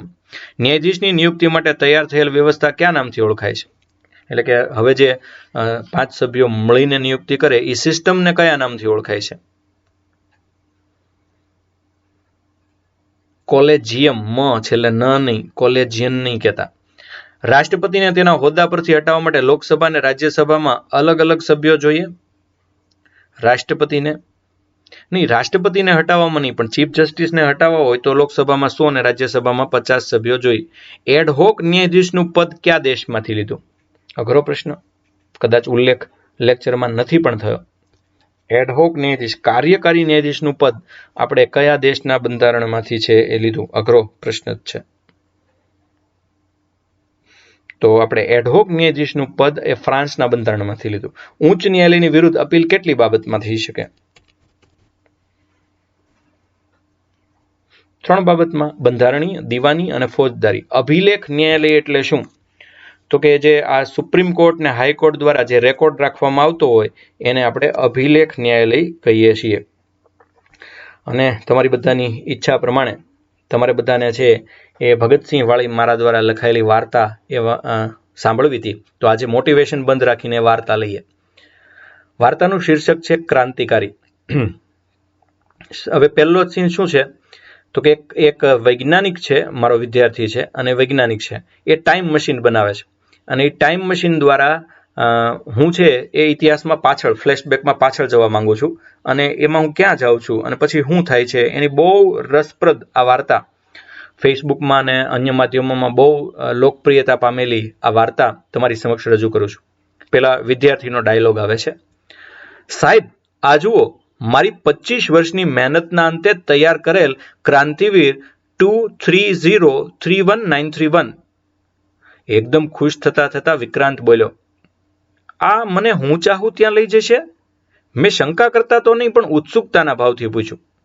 અરે સાહેબ, તારીખ, સાલ, સમયના સ્થળ બોલો, એણે આત્મવિશ્વાસપૂર્વક કહ્યું. અને મેં એક પણ ક્ષણ વિચાર્યા વગર જવાબ આપ્યો, 22મી માર્ચ 1923, સમય રાતના 11 અને લાહોર જેલમાં. એટલું બોલતાની સાથે જ મશીનમાં લાલ પીળી લાઇટ્સ થવા લાગી. મને વિક્રાંતે અંદર બેસી જવા અને એક બેલ્ટ બાંધી લેવાની સલાહ આપી. થોડી વારમાં તો એ મશીન સીધું ભગતસિંહ જે જેલમાં હતા ત્યાં જ લેન્ડ થયું. ભીતો એણે તોડ્યા વગર કેવી રીતે ભેદી એ મને સમજ જ ન પડી. વળી અવાજ તો જરીએ નહીં. ભગતસિંહને હું મારી સામે જોઈ રહ્યો હતો. 6 ફૂટનો એ ભારત માતાનો સપૂત બધી જ રીતે ઊંચો લાગતો હતો. આવતીકાલે ફાંસી મળવાની હતી, પણ તેના ચહેરા પર ક્યાંય ડર કે નિરાશા નહોતા. ત્યાં જઈ હું એમના પગમાં પડ્યો. કોણ ભાઈ? તેમણે મારી સામે જોઈને પૂછ્યું. એક ભારતીય. બોલતી વખતે મારા આંસુ ન રોકાયા. પણ તમે અહીં કેવી રીતે? તેમણે આશ્ચર્ય વ્યક્ત કરતા કહ્યું. મેં તેમને સઘળી હકીકત કહી જણાવી. તેઓને મારી વાત કરતાંય મારા ઉપર વધુ ભરોસો હતો. મારે તમારી સાથે એક શાંત સ્થળે થોડી વાતો કરવી છે. મેં ભીની આંખે પ્રસ્તાવ મૂક્યો. મને પણ એક જગ્યાએ જવાની ઈચ્છા છે, એમ તેણે ઉત્સુકતાથી કહ્યું. મને તે એક જેલમાં રહેલા બોગદા પાસે લઈ ગયા. બોગદું, જેલમાં ગાળવામાં આવેલી ગુફા, ખાડો, જેલમાંથી ભાગવા માટે. હું ભાગી જાઉં એટલે મારા મિત્રોએ ગાળ્યો છે, ભગતસિંહ બોલ્યા. હું તેમની સામે એકી ટશે જોઈ રહ્યો. એ મારી વાત પામી ગયા અને બોલ્યા, દોસ્ત, ભાગવું જ હોત તો ધારાસભામાંથી ન ભાગી જાત. અને ધર્મેન્દ્ર, દેશ કરતાં વધારે કાંઈ કિંમતી નથી, મારો જીવ પણ નહીં. મારી આંખના ખૂણા પાછા ભીના થયા અને ધિક્કાર થયો મને એ સિસ્ટમ પર જેણે આ નરબંકાને હજી ભારત રત્ન નથી આપ્યો. અમે એક અવાવરું જગ્યાએ પહોંચ્યા ને એક જૂનવાણી મોટરસાયકલ હતું. તે લઈ અમે એક જગ્યાએ પહોંચ્યા. એકદમ સાંકડો 7.5 ફીટનો રસ્તો. અંદર પ્રવેશતા જ ભગતસિંહની આંખમાંથી આંસુની ધાર થઈ. મારી આંખમાંથી પણ આંસુની ધાર થઈ. મેં બરાબર જોયું તો ખ્યાલ આવ્યો કે ઓહો, અમે તો જલિયાવાલા બાગમાં હતા. હું પણ મારું રડવું ખાળી ન શક્યો. એક જગ્યાએથી માટી લઈ એણે પોતાના કપાળ પર લગાડી અને મારા કપાળે પણ નાનકડું તિલક કર્યું અને બોલ્યા, મને માતૃભૂમિની મહેક બહુ ગમે છે અને હું પણ સમજી ગયો કે માતૃભૂમિની મહેક દુનિયાની કોઈ પણ ધાર્મિક તિલક કરતાં વધુ મોટી ને અસરકારક છે. બેસ, એક નિશ્વાસ લેતા એણે કહ્યું, પૂછ, તારે મને શું પૂછવું છે? પહેલો જ પ્રશ્ન મેં વિવાદાસ્પદ પૂછ્યો. દેશ માટે જીવવું જરૂરી કે મરી જવું? તમને એવું નથી લાગતું કે આપણા દેશને તમારી જરૂર છે? શું કામ ફાંસી લ્યો છો? આ બોગદામાંથી ભાગી જાઓ. મારી આંખમાં આંખ નાખીને બોલ્યા, તું અત્યારે આઝાદ થઈ ગયેલા આપણા દેશમાંથી આવે છે ને, અને હું અત્યારે ગુલામ દેશનો નાગરિક છું. અત્યારે ભારત માતા આઝાદી ઝંખે છે અને એનાથી વિશેષ બીજું કંઈ નથી. જો માં લક્ષ્મીબાઈ, ઝાંસીની રાણી લક્ષ્મીબાઈ, એમણે એવું વિચાર્યું હોત તો કદાચ હું આજે ભગતસિંહ સ્વરૂપે હોત જ નહીં. પણ તમે જતા રહેશો પછી મારાથી વાક્ય જ પૂરું ન થયું. અરે, હું જતો રહીશ એનો એક રોષ ભભૂકશે અને મારા જેવા લાખો ભગતસિંહ પેદા થશે. બસ બીજું શું જોઈએ? તેઓ આત્મવિશ્વાસથી બોલ્યા, આ ગોરા લાખો ભગતસિંહને કઈ રીતે સંભાળશે? તને એક વાતની ખબર છે ધર્મેન્દ્ર, કે આ ગોરાઓ અંદરથી સાવ નબળા ને નિર્માલ્ય છે, નપુંસક છે. મેં બોમ્બ ફેંક્યો ને પછી હું ને બટુકેશ્વર એકની એક જગ્યાએ 15 મિનિટ ઊભા હતા, પણ કોઈ પકડવા જ નહોતું આવતું. સાર્જન્ટ ટેરી ને ઇન્સ્પેક્ટર જોન્સનને અમે સામેથી બોલાવ્યા, આવ આવ આવ, અને અમે બંને અંગ્રેજોની નપુંસકતા પર ખડખડાટ હસી પડ્યા. અમારા એ હાસ્યથી જલિયાવાલા બાગમાં સૂતેલા આપણા ભાઈઓ બહેનોને થોડીક શાતા વળી છે. તું ભવિષ્યમાંથી આવ્યો છે તો મને એ કહે ને કે ભારત માતા આઝાદ ક્યારે થયા અને અત્યારે આપણો દેશ કેવો છે? એમણે ખૂબ સ્નેહથી અને ભાવથી પૂછ્યું. તમને જે જનરલ ડાયરે છે એ માર્યો,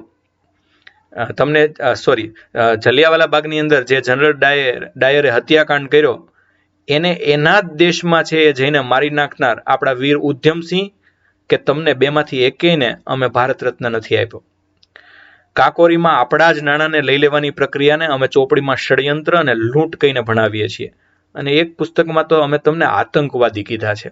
આટલું બોલતા બોલતા મારી આંખોમાંથી ધાર થઈ અને મારી મુઠ્ઠીઓ એકદમ સજ્જડ રીતે વળી ગઈ, જે મેં 2 વાર જોરથી જમીન પર પછાડી. અને ભગતસિંહે તરત જ મારો હાથ પકડી લીધો. ગુસ્સો યોગ્ય જગ્યાએ કરવાનો હોય, દેશના દુશ્મન સામે.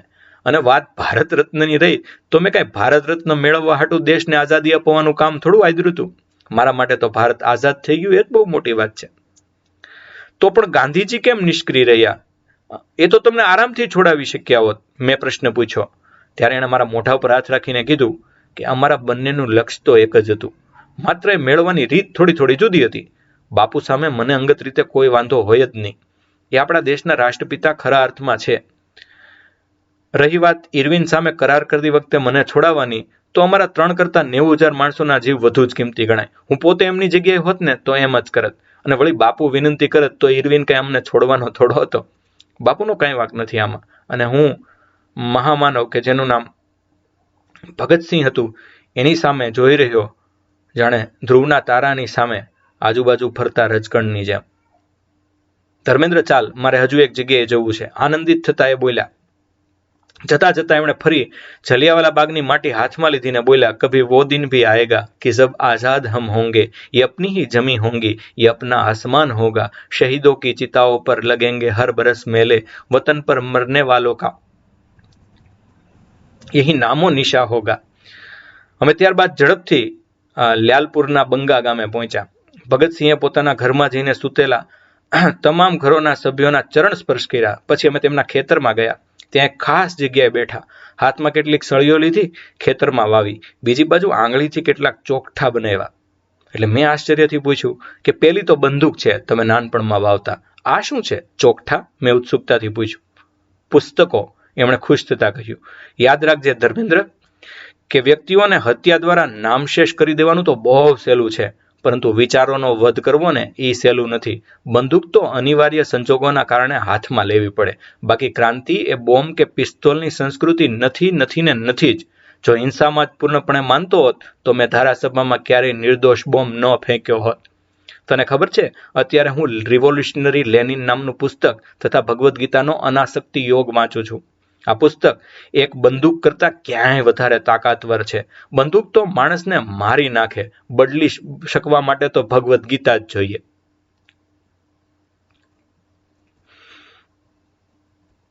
એમની અસ્ખલિત વાણી હું મંત્રમુગ્ધ થઈ સાંભળતો રહ્યો. પોતાના ખેતરથી માટી હાથમાં લઈ એવો બોલ્યા, દિલ સે નિકલેગી ન મરકર ભી વતન કી ઉલ્ફત, મેરી મિટ્ટી સે ભી ખુશબુએ વતન આएगी. પાછા અમે મોટરસાયકલ લઈને ઉપડ્યા. આ બંને સ્થળની મુલાકાત એ તમારી અંતિમ ઈચ્છા હતી? મેં એમને પૂછ્યું. મને જાણવાની જિજ્ઞાસા થઈ. મારે મારા વાલસોયા કાકા સરદાર અજીતસિંહને મળવું છે, કારણ કે એણે જ મને મારા ધ્યેય સુધી પહોંચાડવાની મને પ્રેરણા આપી હતી. થોડા આગળ અમે પહોંચ્યા. એક વાત મને ધાર્મિક પુસ્તકની દુકાન જોઈને યાદ આવી. ભગતસિંહ, ગાડી ઊભી રાખો ને, હું તમારા માટે ગુરુવાણીનો એક ગુટકો લઈ લઉં. કાલે એમ કરીને પછી મારાથી તો આગળ ન બોલાયું. નહીં ધર્મેન્દ્ર, છેલ્લી ઘડીએ જો હું પરમાત્માને યાદ કરીશ ને અને આ ગુરુવાણીનો ગુટકો વાંચીશ ને તો લોકો મને કાયર કહેશે કે મરતી વખતે ભગવાનનો સહારો એટલા માટે લીધો કે બીક લાગતી હતી. લોકો નાસ્તિક કહીને એ ગમશે, પણ કાયર ગણશે એ સહન નહીં થાય. અને અમસ્તા, ફાંસી વખતે કાળું કપડું પણ હું તો બાંધવા નહીં દઉં મોઢે. હું તો આમ ખુલ્લી છાતીએ મરીશ. જેલ આવી ગઈ. હું તેમને બથ ભરીને ખૂબ રેડ્યો. આ હરામખોર ગોરા લોકો તમારા પાર્થિવ દેહના ટુકડા કરી તેને સતલજને કાંઠે કેરોસીનથી બાળવાના છે. હું બોલતા બોલતા હિપકે ચડ્યો. એ બધું છોડ, એ તો એનો સ્વભાવ છે. તું મને એક વચન આપ કે આ મારી વાત દેશના લોકો સુધી તું પહોંચાડીશ અને દેશ માટે બધું કરી છૂટવા તું તત્પર રહીશ. હા, એટલું મને કે. અને આ વખતે મેં એમના મોઢા પર હાથ રાખી દીધો અને બોલ્યો, દેશની પ્રજ્વલિત ઉર્જા જેના લોહીના દીવે છે એ ભગતસિંહ અને બધા ક્રાંતિકારી મારામાં હજી જીવે છે. તો શું તમારામાં પણ ભગતસિંહ અને આ ક્રાંતિકારીઓ જીવે છે? ઇન્કલાબ જિંદાબાદ. અહીંયા વાર્તા પૂરી નથી થતી, અહીંથી જ તો વાર્તા શરૂ થાય છે અને હવે પછીની વાર્તા આ દેશની તમારે લખવાની છે. જય ભારત, જય સંવિધાન.